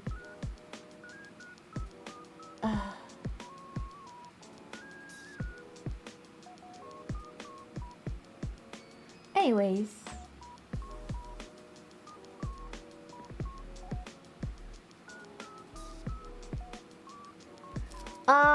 We need a new season, chat. The one with the poofy hair is the one with the brains. Oh, that makes sense. So it's like, so the one's the smarter one, and smart maybe not. One's a smarter one, and one is like a disaster. But they're both disasters. It's just one's a little smarter. That makes sense. Yeah. Watch the clip where Ruckus finds out he's Is he like a schizo? Is he like a schizo guy who like?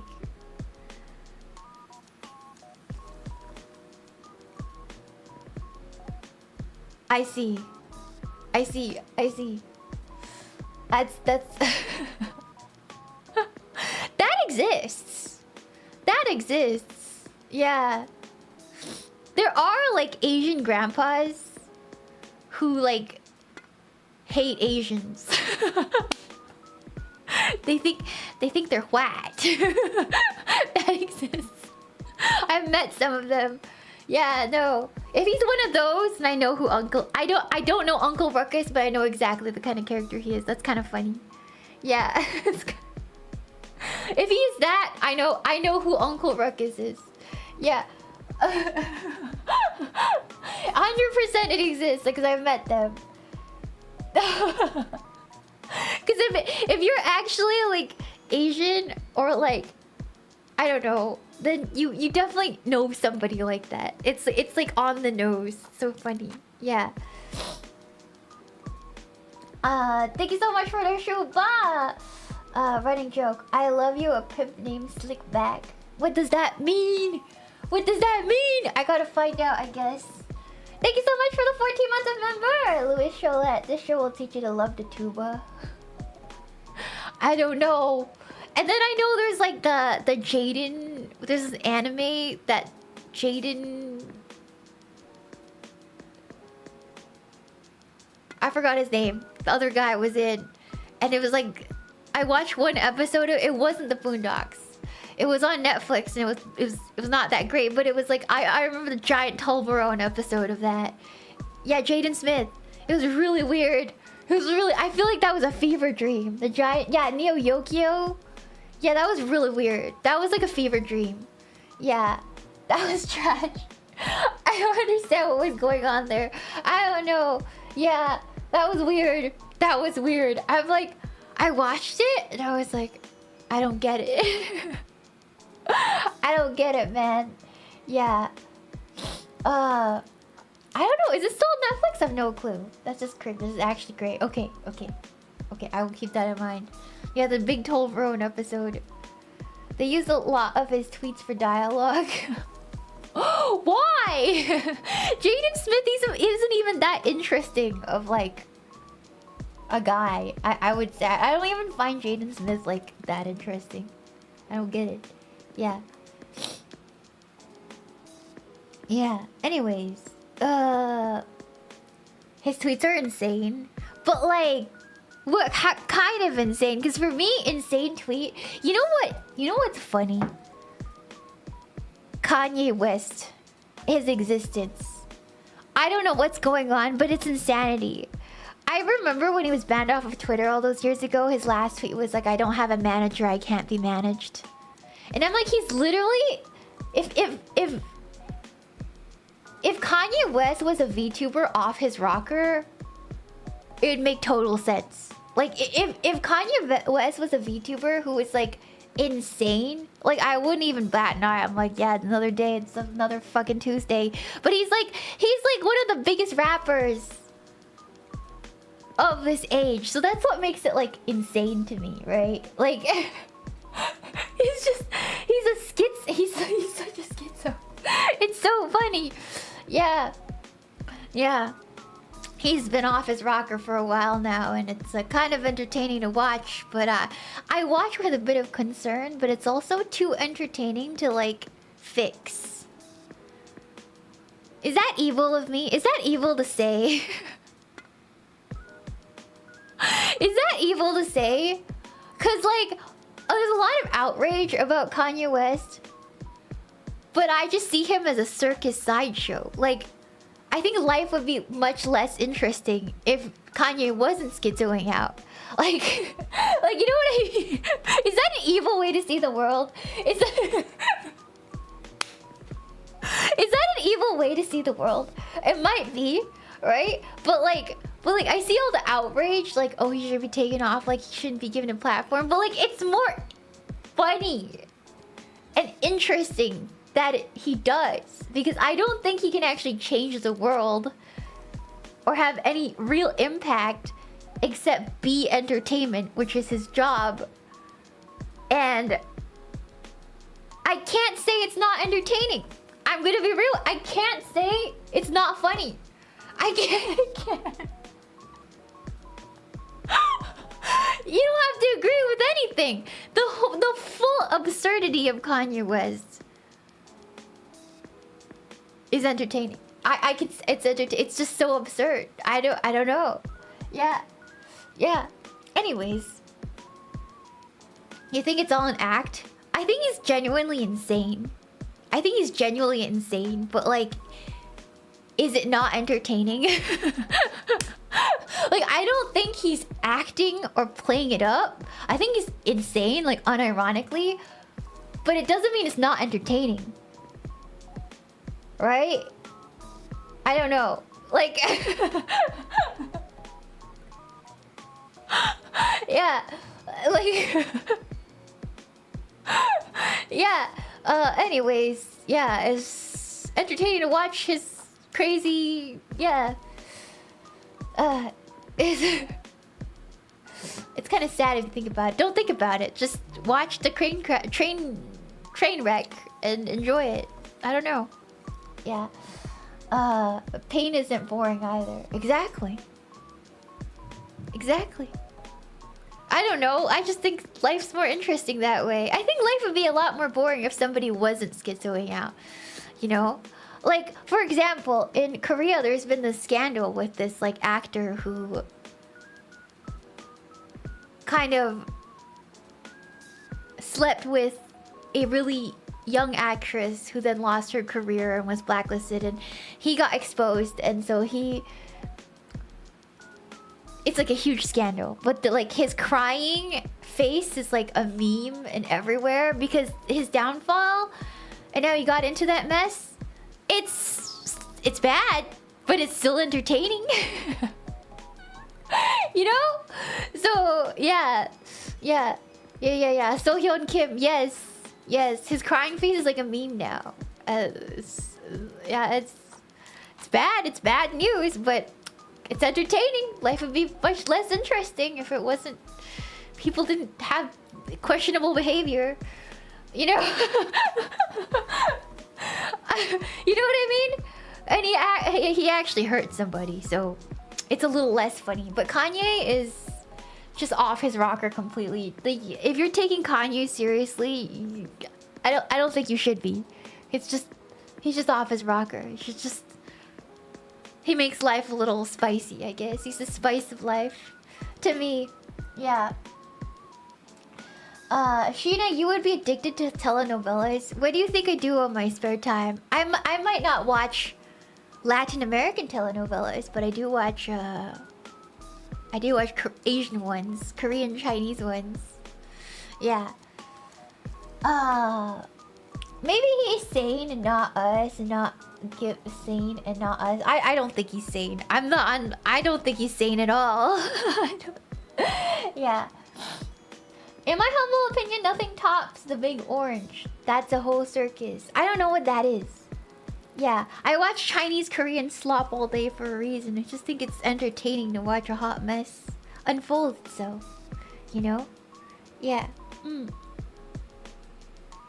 Anyways. Okay.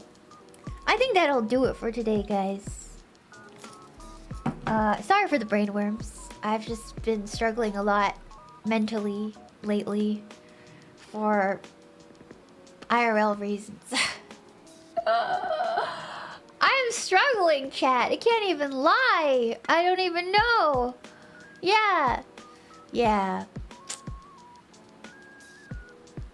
Can't even lie. I'm in a weird spot socially. Weird spot. Like,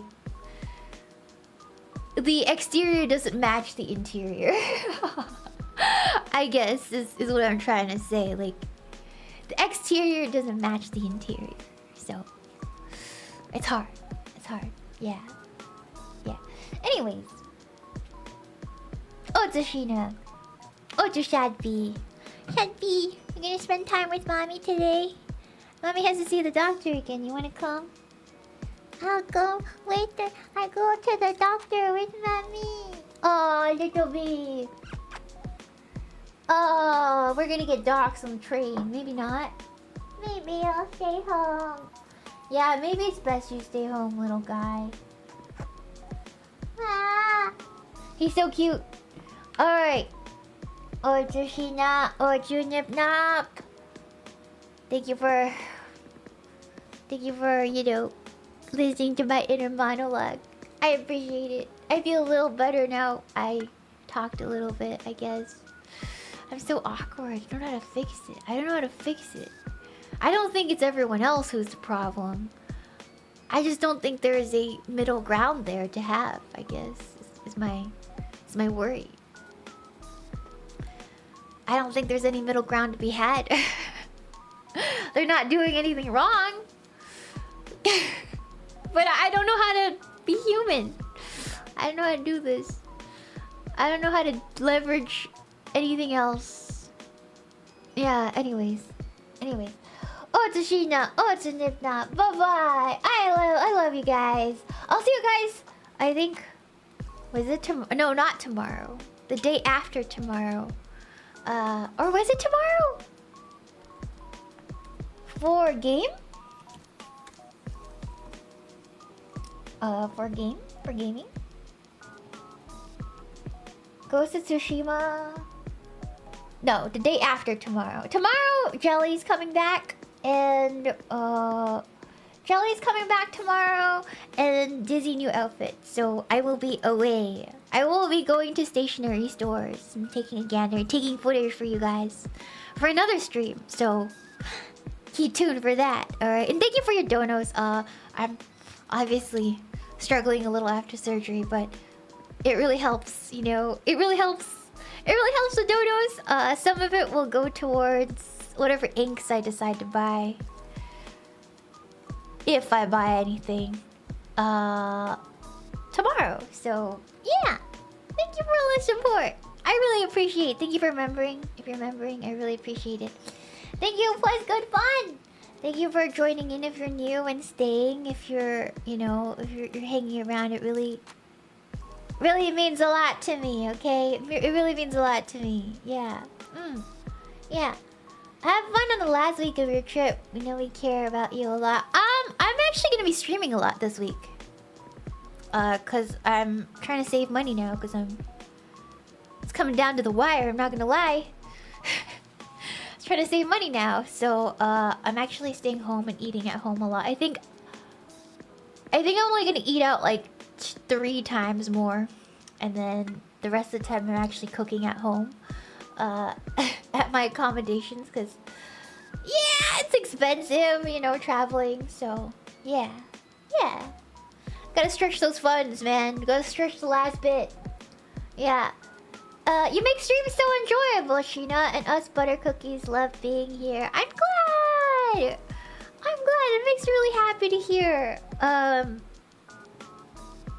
I want to ease back into streaming, for sure. I'm just feeling a little awkward right now. I think I feel a little off kilter for streaming. I just really like being here. I really like streaming. But yeah, I have a lot of brainworms about myself. But I really appreciate you guys liking what I do and what I make, so it means a lot. Yeah, thank you guys. Oh, Tsushina. Oh, Tsunipnop. Bye bye. Bye bye. Thank you, Wujum, for the shupa. Thank you, Running Joke, for the shupa. Thank you. Thank you. Alright. Where should I send you guys?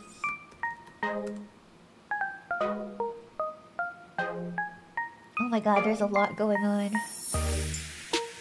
Jesus Christ. I'm sending you guys off to Sleepy.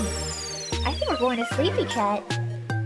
Yeah, Sleepy love. Back to Sleepy we go. I love Sleepy. He's so cute.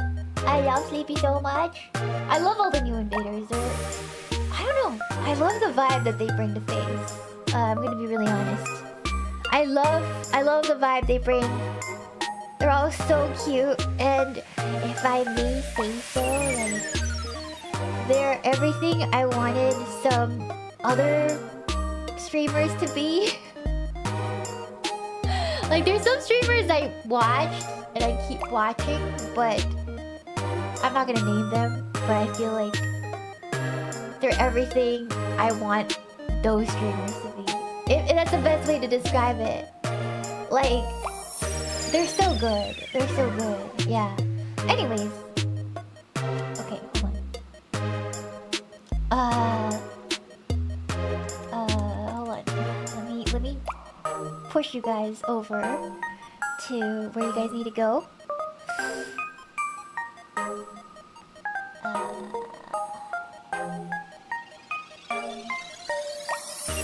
Hold on.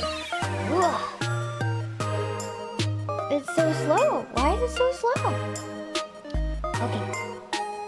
Move you guys over to say hi again to Evie for me.